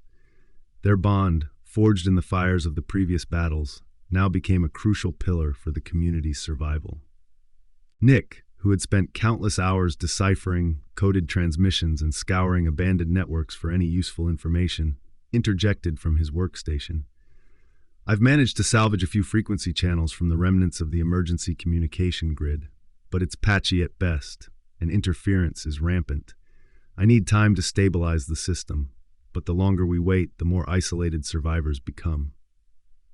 His normally eccentric tone was replaced by urgency, a man who knew that every second of lost connection could be fatal. John Jay took a deep breath, absorbing the gravity of their task. "All right," he said, his voice firm. "We'll divide into teams. Rich and I will head to the North Scottsdale zone, where the signals are weakest, but there's still hope near Frank Lloyd Wright Boulevard. Kyle and Peyton, you'll cover the Old Town area and its outskirts. Nick will stay behind and do his best to patch up the communications so that we can all stay in touch." The plan was set in motion. Under the cloak of a dark, restless night, the team slipped out of the shelter. The streets of Scottsdale, already marred by the previous night's carnage and experiments gone awry, now took on a surreal quality. Flickering streetlights cast long shadows across debris-littered sidewalks. The distant hum of emergency sirens blended with the haunting, low tones of the shadowed, as if the entire city were an organism in pain. John Jay and Rich clambered into a battered SUV parked near the shelter's exit. The vehicle's engine coughed to life, and they drove cautiously along deserted streets. Every corner turned, every narrow alley entered, felt like a plunge into unknown danger. Rich kept glancing at his tablet, updating the map with real-time reports as best as he could. The transmissions are sporadic here, he noted. There's a cluster of survivors near a closed-down shopping center on N Drinkwater Boulevard, but I'm not getting a stable signal. We need to get there and physically verify what's happening. As they advanced, the landscape shifted from urban decay to eerily quiet residential neighborhoods. The silence was broken only by the occasional rustling of wind through dead trees and the faint, almost imperceptible whisper of something moving in the dark. John Jay's thoughts churned with memories of the early chaos, his heart heavy with the responsibility of those counting on him. Yet, every time he glanced at Rich's unwavering focus, he felt the stirring of newfound leadership, a resolve to protect, connect, and lead despite the overwhelming odds. Meanwhile, in Old Town, Kyle and Peyton moved with quiet urgency through narrow, dimly lit streets. The local businesses, once vibrant and bustling, now stood as hollow shells of their former selves. Shop windows were shattered, and graffiti-marked walls with frantic, desperate messages. Kyle's phone buzzed with intermittent updates from frightened residents. "We've got a group barricaded inside an old diner on Marshall Way," she informed Peyton. "They're low on supplies, and their radio's gone silent. We need to get them connected before it's too late." Peyton's eyes flashed with determination. "I'll call them. Let's use the old CB channel Nick set up. We can try to guide them to a safe meeting point." The two of them navigated the labyrinthine streets with practiced ease. Their local knowledge, once used only for weather reports and casual banter on the morning show, had now become a lifeline for survival. Back at the shelter, Nick's small workstation was a flickering beacon in the darkness. Multiple screens showed jumbled codes, half-heard transmissions, and static-laden signals from distant parts of the city. Nick adjusted his headset, sweat beading on his forehead as he worked to amplify and filter the lost voices. "I'm patching through a channel now," he murmured, his fingers flying across the keyboard. "Hold on, everyone. I'm almost there." His voice, normally tinged with conspiratorial flair, was all focus now. Every bit of data he could salvage meant more lives reconnected. In the SUV, John Jay and Rich finally reached the shopping center. The area was shrouded in a heavy, unnatural mist that blurred the outlines of crumbling buildings. As they parked near a row of empty storefronts, a weak, crackling voice came over their radio. "This is Marcus, at the shopping center. I'm surrounded. Please, help." The voice was distant, barely audible over static, yet it carried the raw terror of someone facing the end. John Jay's grip tightened on the steering wheel. "Marcus, this is John Jay. We're on our way. Hang tight." They stepped out of the vehicle into the oppressive cold. Every footstep echoed on the cracked pavement as they approached the source of the transmission. In a darkened parking lot, amidst overturned cars and scattered debris, they found a small group of survivors huddled near the entrance of what had once been a busy mall. Marcus, a gaunt man with bloodshot eyes, looked up as they approached. "Thank God you're here," he gasped, his voice trembling. "We've lost contact with the rest of our group. We're trapped in here, and the zombies, they're changing, getting smarter." Rich exchanged a grim look with John Jay. "We're seeing reports of the shadowed evolving further," John Jay said. "We need to get you all to a safe zone immediately." The survivors, clinging to hope, followed them into the SUV as John Jay and Rich escorted them to a temporary gathering point. The connection they re-established was tenuous, but critical, a sign that, despite the network's fractures, there were still souls willing to fight for connection and survival. Elsewhere in Old Town, Kyle and Peyton managed to coax the stranded diner group onto an old CB channel. With gentle reassurance and technical know-how, Peyton helped patch their call through to Nick's station. "We're coming," the diner's leader, a middle-aged woman named Rosa, managed to say before the line cut out. "Just hold on." Kyle's eyes softened with empathy, knowing all too well the terror of isolation. "We won't leave you behind," she promised. Together, they organized a route to bring the diner survivors into the relative safety of the shelter. Back at the shelter, the re-established connections began to form a patchwork network of voices from every corner of the city. Nick's efforts were yielding fragments of hope, weak signals from areas overrun by the infected, calls from survivors desperate for guidance, and updates that painted a picture of a city straining under the weight of isolation and terror. "I'm receiving signals from the area around Scottsdale Stadium now," Nick announced into the radio, his voice echoing off the concrete walls. "We've got multiple groups. It's not a complete loss, but the lines are fading." His tone was both relieved and frustrated. Their network was working, but it was far from perfect. John Jay, Rich, Kyle, and Peyton regrouped in a secure corner of the shelter as the sun began its slow, reluctant rise. Exhausted but determined, they exchanged reports from their respective missions. The scattered survivors, though weakened and traumatized, had been reconnected through their efforts. Yet the realization was stark. Large portions of the city remained cut off, and the looming threat of the evolved, shadowed, cast a long, sinister shadow over every attempt at reconnection. "We've got to improve these links," John Jay said, his voice a mixture of fatigue and resolve. "Every connection we re-establish gives us a fighting chance. We can't allow fear or disconnection to break our line of defense." Rich added, "I'm going to work with Nick on creating a more robust, decentralized network. We need redundancy. If one channel goes down, we have backups." Kyle and Peyton nodded in agreement. "I'll take on local coordinators," Peyton offered. "We need to spread word through community leaders, even if it's just word of mouth in areas where the tech isn't working. People need to know where to find help." As the day unfolded, the shelter transformed from a desperate refuge into a command center of resistance. Survivors who had once been isolated and terrified now gathered in small groups, sharing stories, distributing supplies, and planning escape routes. The radio crew, once simply voices on the air, had become the vital link connecting the scattered fragments of a broken city. In their shared mission, they discovered a deeper unity, not just in the urgency of survival, but in the hope that even the darkest isolation could be overcome by human connection. Late that afternoon, Nick's improved system finally sprang to life across a newly established network of frequencies. For a brief moment, the static cleared and a single, clear message came through. "This is Central Command. All survivors, please report your status. Help is coming." The message reverberated throughout the shelter, igniting a spark of hope that spread like wildfire among the assembled groups. John Jay stood before the gathered survivors, his voice steady and warm. "Today, we have reconnected with many of you," he said, looking into the eyes of those who had endured unimaginable horrors. "This is only the beginning. We will rebuild our network, rebuild our community, and together we will fight back against this nightmare." His words, born of both hardship and hope, resonated deeply with every soul in the room. In that moment of fragile triumph, the crew realized that while the outbreak had severed many connections, it had also forged new bonds.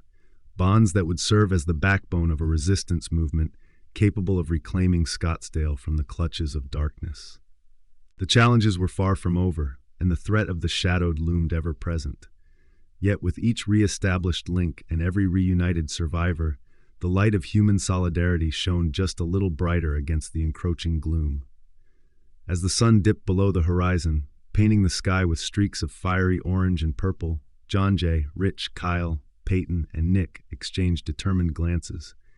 Their individual journeys had converged into a shared purpose: to restore communication, to reconnect the scattered threads of their community, and to prepare for the battles yet to come. The path ahead was fraught with danger and uncertainty, but together they believed that the strength of their unity could overcome even the darkest isolation. The night had fallen like a shroud over Scottsdale, and darkness seeped into every cranny of the ruined city. With the re-established network barely holding on, and the threat of the shadowed still looming, the survivors knew that the coming hours would be the most critical of all. The shelter had been fortified, but it was no longer enough to protect everyone from the relentless nightmare outside. It was time for a high-stakes mission, a desperate bid to rescue a group of survivors stranded in a notorious high-risk zone and to gather vital intelligence that could turn the tide of the war. John Jay's voice blared over the patched-together radio system in a hurried, urgent tone.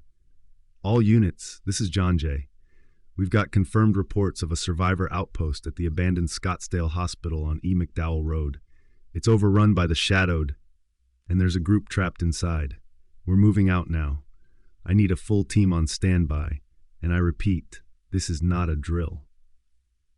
The call was met with a chorus of anxious responses over the radio. Rich, leaning over a digital map illuminated by the flickering glow of Nick's improvised console, confirmed, "I'm tracking multiple heat signatures in the area. It's as if the infected have set up a perimeter around the hospital. Their formations are precise, almost militaristic. This isn't just random chaos. It's an orchestrated nightmare."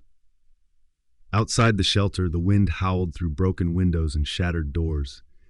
The once familiar streets were now a battlefield, punctuated by distant screams and the echo of clashing metal. The darkness seemed to pulse with a sinister energy, and every shadow appeared to move with a predatory intent. John Jay led his team, Rich, Kyle, Peyton, and Nick, into the chaos. They crept through debris-littered alleys, their flashlights slicing through the oppressive gloom. Every step was a calculated risk, every rustle of wind or scrape of broken glass sending their hearts pounding like war drums. The mission was simple yet terrifying: infiltrate the hospital, rescue the survivors, and extract any crucial intel on these new, more dangerous Shadowed. They reached the outskirts of the hospital, a decaying building with crumbling brick walls and shattered glass that glowed eerily in the pale moonlight. The air around it was thick with a foul, stagnant odor, a miasma of decay and something far more sinister. As they moved closer, the low, coordinated hum of the Shadowed reached their ears, a sound like an otherworldly chant that vibrated through the pavement. "Stay sharp," John Jay whispered, his voice low but resolute. "These creatures are organized. They're not going to let us waltz in." They slid behind a rusted delivery truck parked haphazardly near the hospital's side entrance. Rich pulled out his tablet, scanning the area with a practiced intensity. "There's a gap in their formation here," he murmured, pointing at a small break in the ranks of the Shadowed that patrolled the perimeter. "We need to move fast and silent." Without warning, a piercing shriek split the night, a harrowing sound that echoed from deep within the hospital corridors. It was the cry of someone in agony, a desperate plea for help. John Jay's stomach twisted as he recognized that it could only mean one thing: the survivors were in mortal danger. "Go!" he ordered. The team bolted from their cover, sprinting across cracked pavement and dodging piles of debris. The siren call of terror spurred them on, their footsteps pounding in tandem with their racing hearts. They reached the hospital's entrance, just as a swarm of the Shadowed appeared. The creatures, their pallid skin absorbing the meager light, moved in eerie unison, their eyes void and unseeing yet filled with an almost sentient malice. Their coordinated advance was like a tidal wave of death, surging forward with a precision that defied nature. "Engage on my mark!" John Jay barked, his voice barely audible over the rising din. In a heartbeat, the team sprang into action. Rich swung his heavy metal rod with brutal efficiency, connecting with a sickening crack that sent one creature crumbling to the ground.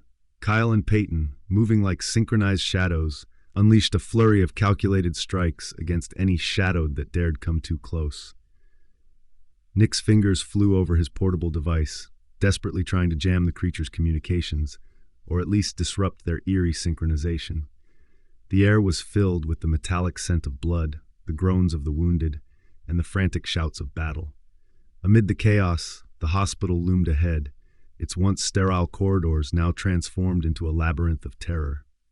Every flicker of a failing light, every echoing footstep was a reminder of the danger that lurked around every corner.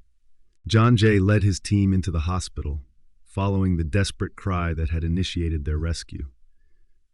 The corridors were dark and narrow, the walls scarred by years of neglect and sudden violence.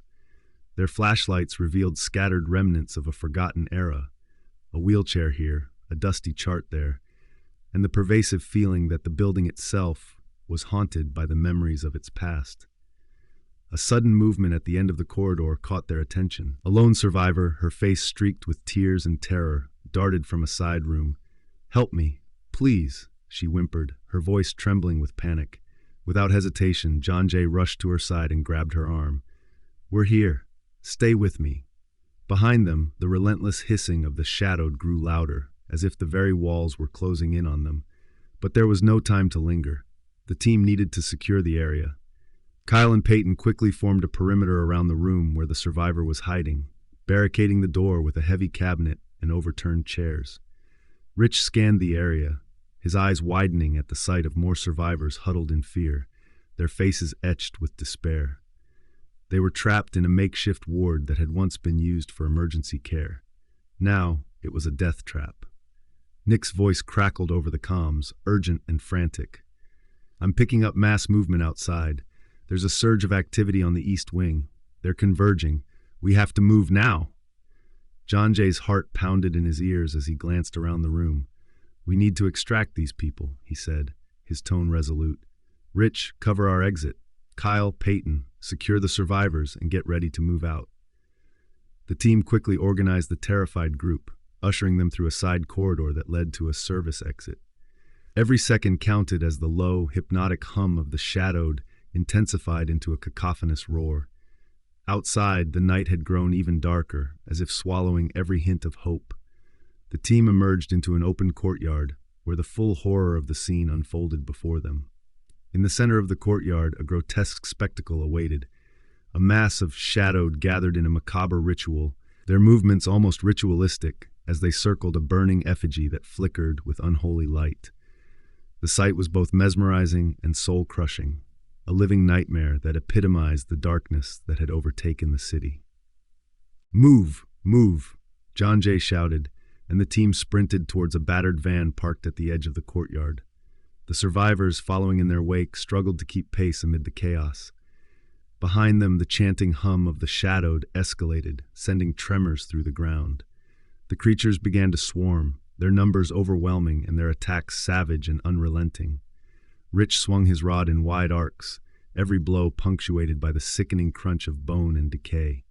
Kyle and Peyton darted back and forth, their combined precision clearing a path through the advancing horde. Nick, his hands shaking from adrenaline and fear, kept the communication lines open, his voice a lifeline amid the chaos. "Keep moving.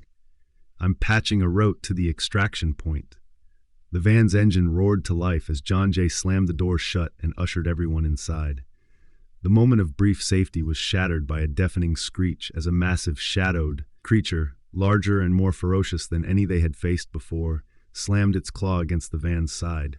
Glass shattered, and metal groaned under the assault. John Jay gripped the steering wheel, his knuckles white as he swerved to avoid a collision with debris falling from above. "Hold on!" He roared over the sound of the van's rattling frame and the pounding footsteps of the undead pursuing them.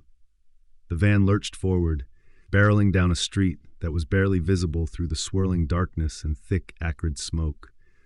The road twisted unpredictably through the ruined cityscape, a gauntlet of collapsed buildings, flickering streetlights, and lurking nightmares. Inside the van, terror mingled with determination. The survivors clung to each other, their eyes wide with disbelief at the horror outside. Rich checked the rearview mirror, his voice grim. "They're gaining on us fast. We need to lose them in the old freeway tunnel." John Jay didn't hesitate. "Turn left, full throttle," he commanded, and the van veered into a narrow, shadow-drenched tunnel that ran beneath the city. Inside, the darkness was absolute, broken only by the intermittent glow of malfunctioning emergency lights. The air was heavy with the stench of decay and burnt rubber, and every sound was amplified into an echo of impending doom. For what felt like an eternity, the van raced through the tunnel, the team holding their breath as the thunder of pursuit receded into a haunting distance. Then, as they emerged onto a desolate stretch of road on the city's outskirts, a fragile hope flickered within them. They were alive. They had escaped, for now. John Jay slumped against the steering wheel, his breath ragged as he exhaled a shaky laugh. "That was too close," he said, his voice hoarse. Rich managed a weary smile. "But we're not done yet," he replied. "We've got survivors to help and a truth to expose." As the van rolled onward into the pre-dawn gloom, the weight of their ordeal pressed down on them, a grim reminder that the night's horrors were merely a prelude to the greater battles ahead. The darkness had deepened, the terrors had multiplied, and every step forward was a defiant stand against the overwhelming night. John Jay's thoughts raced as he navigated the empty highway. He knew that each passing moment brought them closer to new challenges, and that the shadowed would not rest until they reclaimed every inch of their world. But in that harrowing, adrenaline-soaked drive, amid the screams of the van's battered engine and the murmured hopes of the survivors, one truth shone clear. In the heart of the darkness, humanity's will to survive burned brighter than ever. And so, as the first weak rays of dawn began to pierce the black veil of night, the team steeled themselves for what was to come. An epic battle in the twilight of civilization, where every heartbeat, every connection, was a pledge to defy the encroaching evil. A suffocating silence hung over the desolate streets of Scottsdale as dawn gave way to an oppressive leaden sky. The battered van, its engine still idling in the pre-dawn gloom, now served as a moving sanctuary, a fleeting bubble of warmth amid a city overrun by nightmares. John Jay, Rich, Kyle, Peyton, and Nick sat in tense silence, their faces illuminated by the flickering dashboard lights and the distant glow of fires consuming what remained of civilization. They knew that the recent rescue was only a prelude. The true horror lay ahead. Their next destination, the suspected epicenter of the outbreak, an abandoned biotech facility on the outskirts of Scottsdale, rumored to be the site where the experiments that birthed the Shadowed had spiraled out of control. The journey to the facility was fraught with danger. The van rumbled along, cracked asphalt and twisted metal, each mile a stark reminder of the devastation wrought by the outbreak. Outside, the landscape was a macabre tableau. Collapsed buildings, abandoned vehicles, and twisted, leafless trees silhouetted against a murky sky. As the van approached the perimeter of the biotech complex, a palpable dread settled over the team, a silent acknowledgement that they were nearing the heart of the nightmare. "Everyone, stay alert," John Jay ordered as he slowed the vehicle to a crawl. The compound loomed ahead like a fortress of decay. Its rusted metal gates were half buried in rubble, and broken windows stared out like empty sockets. The air was heavy with the stench of chemical waste and rotting vegetation, a noxious miasma that clawed at their throats. Rich peered out through the cracked windshield. "The sensors, they're off the charts," he muttered, his eyes narrowing at a flicker of movement along the perimeter. "There are signs of activity, more than we've seen anywhere else." His words carried a foreboding certainty. The team knew that whatever was inside was not just another cluster of infected. It was the crucible in which the outbreak had been forged. The van came to a stop at the edge of a crumbling service road that led to the facility's main entrance. John Jay and Rich climbed out cautiously, while Kyle, Peyton, and Nick provided cover from the back. The silence was shattered by a low, almost hypnotic hum that seemed to emanate from the very walls of the compound, a sound that was both mechanical and disturbingly organic. "Let's move," John Jay said, his voice steady despite the storm of dread swirling within him. They advanced in single file along the overgrown path, flashlights slicing through the gloom. Every step was punctuated by the crunch of shattered glass and debris underfoot, and each rustle in the dark sent a jolt of terror racing up their spines. At the threshold of the compound's main building, the team paused. The structure was a decaying monument to human ambition, a once state-of-the-art laboratory now ravaged by time and disaster. Vines crept along its walls, and the faint glow of bioluminescent algae shimmered in the pools of stagnant water that had formed in the building's depressions. The heavy doors, swollen by neglect, creaked open with a groan as if protesting the intrusion. Inside, the corridor stretched out like a tunnel into the bowels of the facility. Flickering fluorescent lights cast long, quivering shadows on the walls, creating the illusion of monstrous shapes stalking them from the darkness. The air was thick with the tang of disinfectant mixed with something fouler, an odor of decay and chemicals that spoke of experiments gone awry. Nick's voice trembled over the low hum of his portable scanner. "I'm detecting high levels of radiation and volatile compounds. This place was a crucible for genetic manipulation, a lab where they tried to bend nature to their will." His words were delivered in a whisper, as though speaking too loudly might awaken the very horrors they were about to confront. The team pressed forward, their flashlights bobbing in unison. In a side corridor, they found remnants of the past, rusted equipment, shattered glassware, and cryptic notes scribbled on yellowed paper. Peyton picked one up, her eyes scanning the frantic scrawl. They were trying to create something, a virus that could enhance physical capabilities, but something went horribly wrong. Her voice wavered with a mixture of revulsion and sorrow. The experiment had intended to push the boundaries of human potential, but had instead unleashed a nightmare beyond imagination. As they neared the central chamber, a vast, domed room that served as the facility's nerve center, the temperature seemed to drop abruptly. A thick fog tinged with an unnatural phosphorescence slithered along the floor. In the center of the room, a colossal bioreactor pulsed with sickly green light, its transparent walls revealing a churning, viscous mass. The substance writhed as if alive, a grotesque amalgamation of organic matter and chemical fluids. It was here, the team surmised, that the virus had been born, and perhaps where the key to stopping it lay hidden. Before they could approach further, a sound split the silence, a guttural growl that reverberated off the walls and sent tremors through the ground. From the darkness beyond the bioreactor, figures emerged. The shadowed had found their lair. But these were not the clumsy, slavish zombies the team had encountered before. These creatures were different, more refined, their movements imbued with a predatory intelligence. Their skin, even paler than before, shimmered with an almost spectral quality as they advanced in eerie, measured steps. John Jay signaled for the team to take cover behind the debris that littered the chamber floor.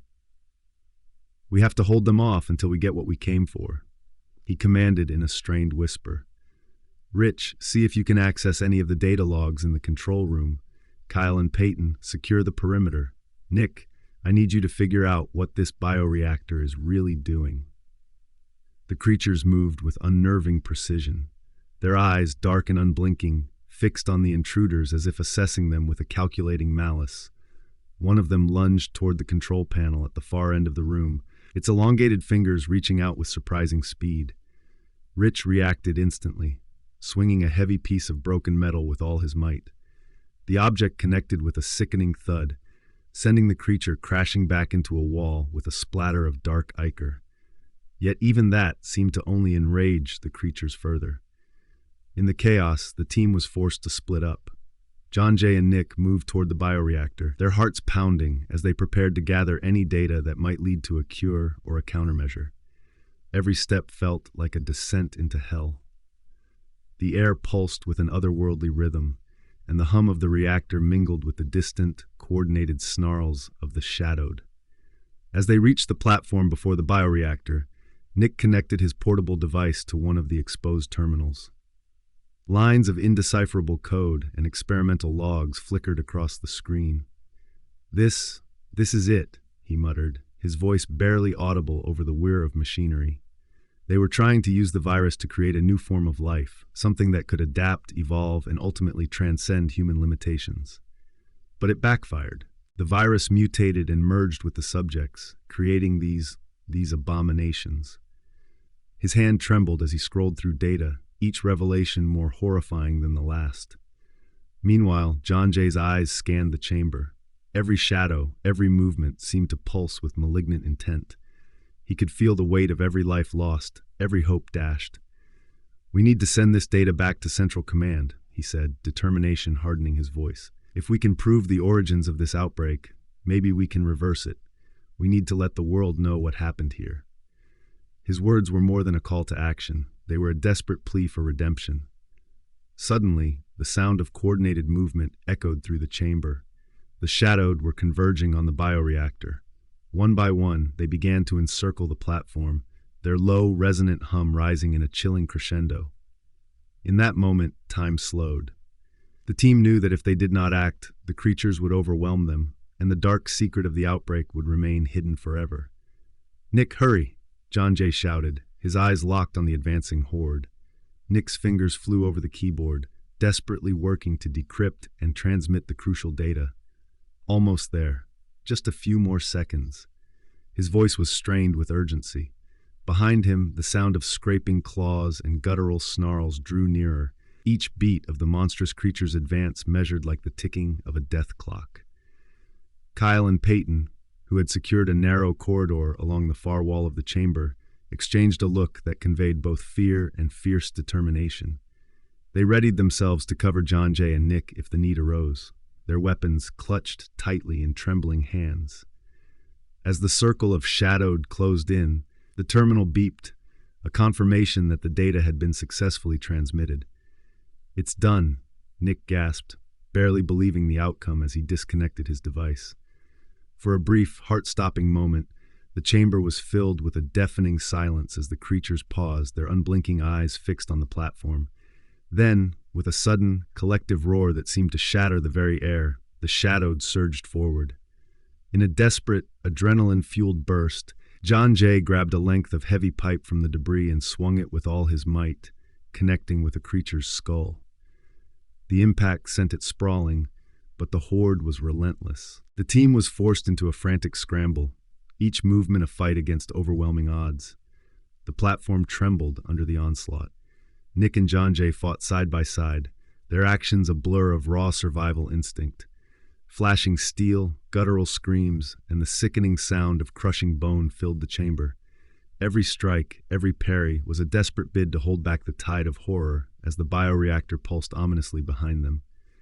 In that maelstrom of chaos, the team's unity shone like a beacon. Rich, Kyle, and Peyton burst into the chamber from their defensive corridor, joining the fray with a ferocity born of shared loss and unyielding resolve.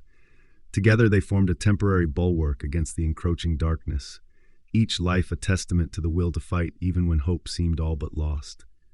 Then, as suddenly as it had begun, the chaos slowed. The creatures, momentarily stunned by the team's combined might, recoiled back into the shadows.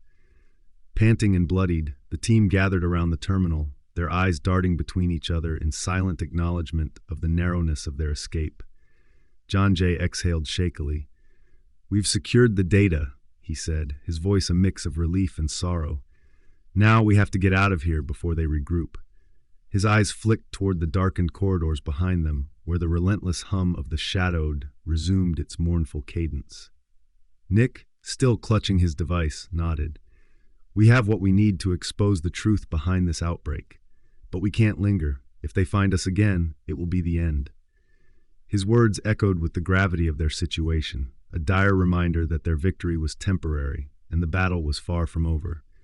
With a final, lingering glance at the pulsing bioreactor, a grotesque symbol of human hubris and its monstrous consequences, the team retreated.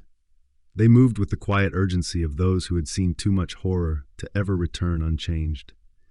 The corridors of the biotech facility swallowed them up as they slipped back into the night, leaving behind a chamber of nightmares that held the key to humanity's salvation, or its ultimate damnation.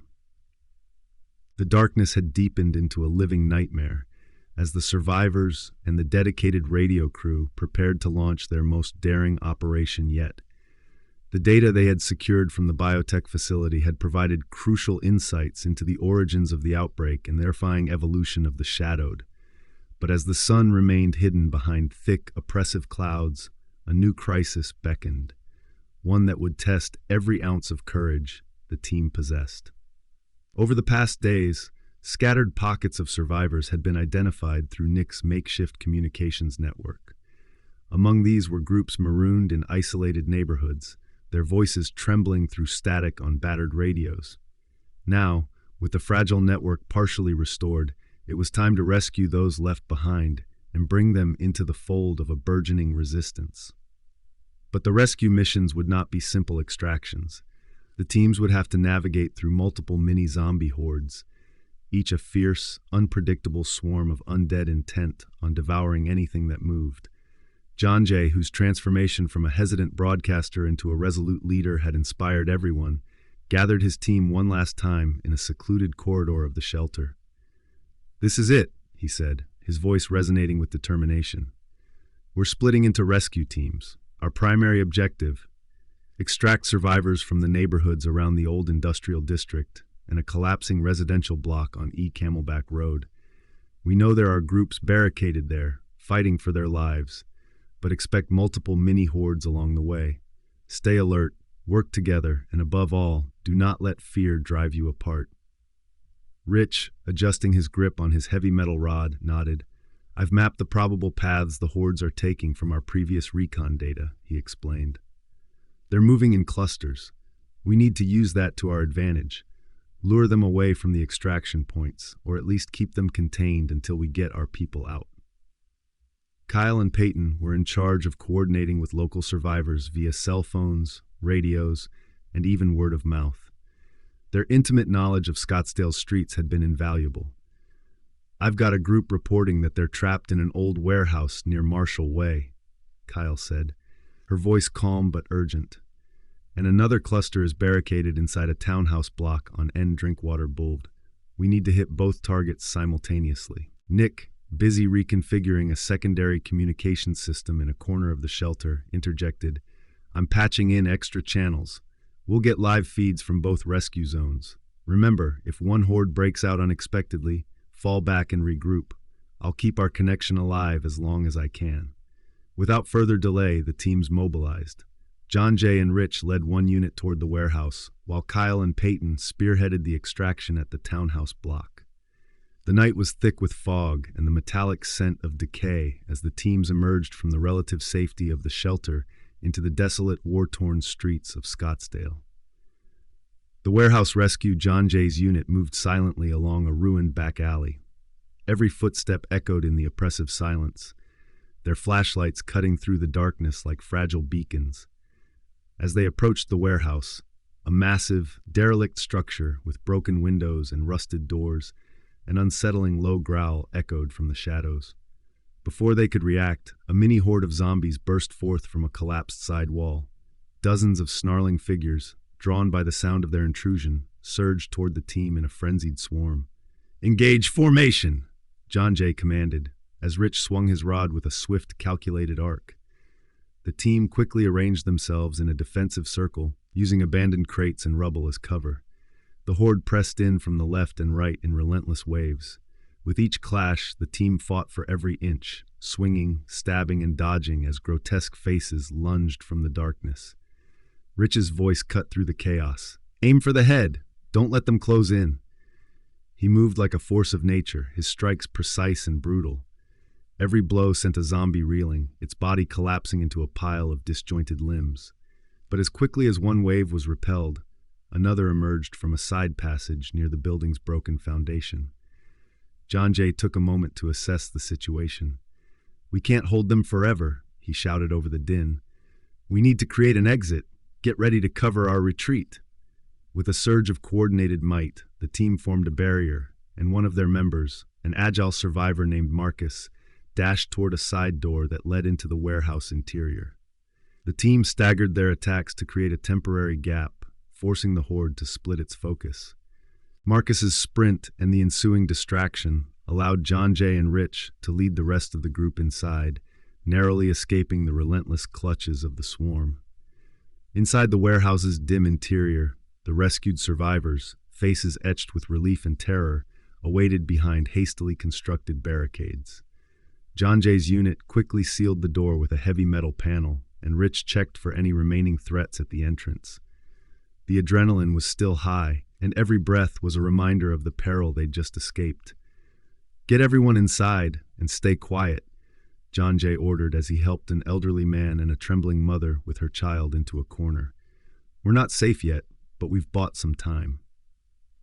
The warehouse, now a temporary sanctuary, reverberated with heavy breathing and whispered reassurances as they tended to minor wounds and huddled together, grateful for the rescue. The townhouse block extraction across town on N Drinkwater Boulevard, Kyle and Peyton led their unit toward the townhouse block.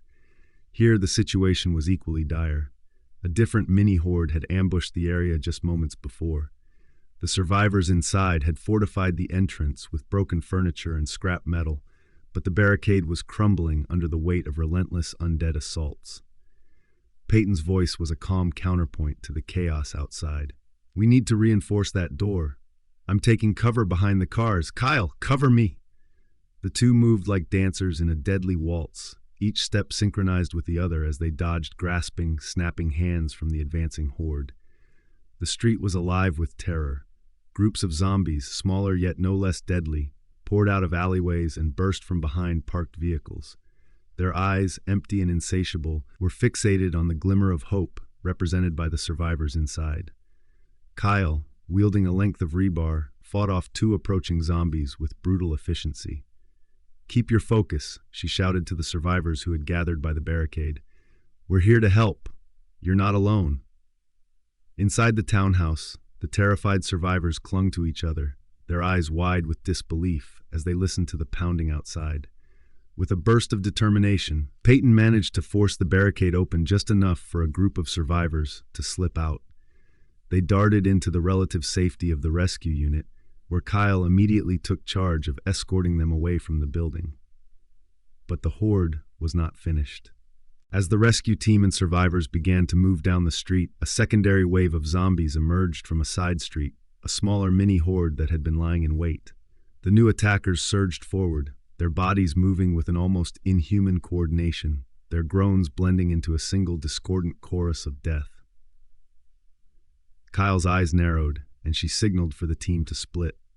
"Form two lines, one to engage and one to cover the retreat," she ordered. With swift, precise motions, her unit met the horde head-on. The sound of clashing bodies, desperate screams, and the sickening thud of impact filled the air as the two lines battled. Peyton, darting from one side to the other, provided cover fire with salvaged weapons and even a couple of makeshift flamethrowers constructed from propane tanks and rags. Every explosion of flame sent a cascade of shrieking zombies tumbling, their charred remains a grim testament to the team's resolve. Despite the overwhelming odds, the combined efforts of the rescue unit eventually pushed the mini-horde back, buying precious minutes for the survivors to be evacuated. In a final surge, a battered pickup truck arrived, piloted by a determined local volunteer, and its back door swung open to offer a passage to safety.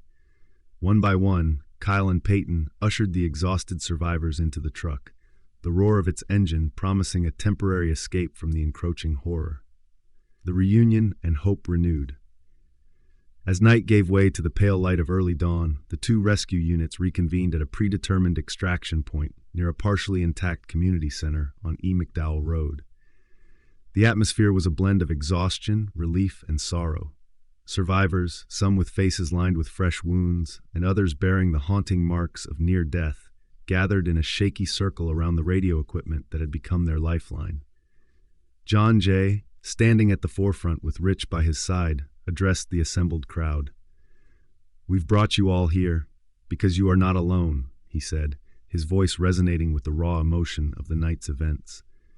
"Today we've faced down multiple mini-hordes, each a test of our unity and determination. We've rescued those who were trapped and reconnected with our community, but the fight is far from over." Kyle stepped forward, her eyes scanning the tired, grateful faces. "Our strength lies in our connection," she said firmly.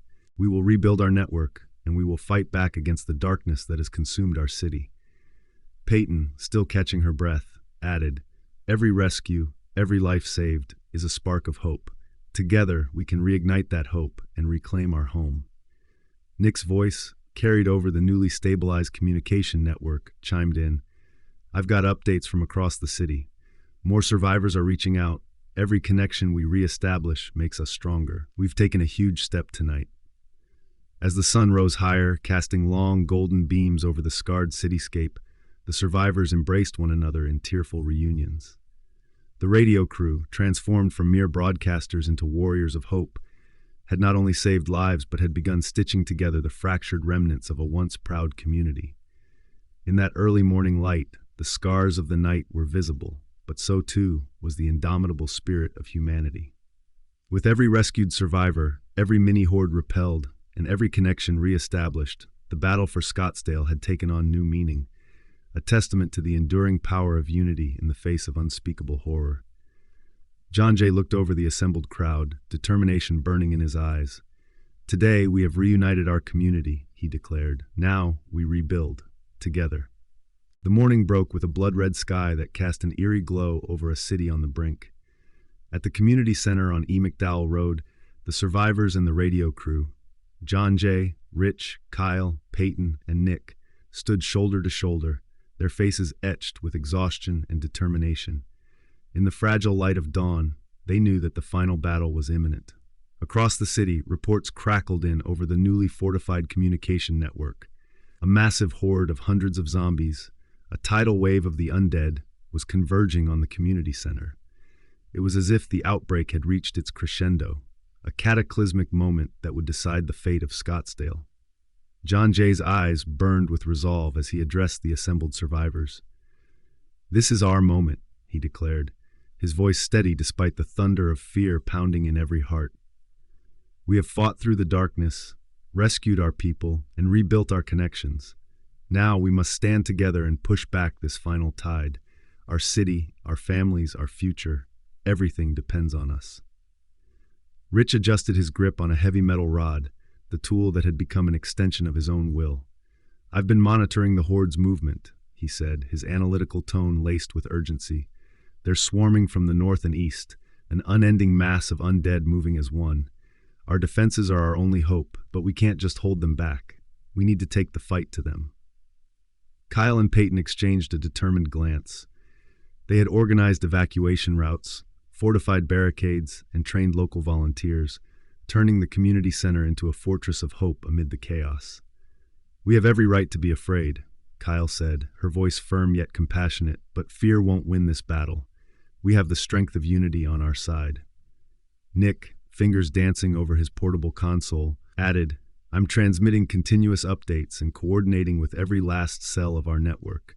We have the power of information and strategy at our fingertips. When the horde arrives, we'll know exactly where to hit them."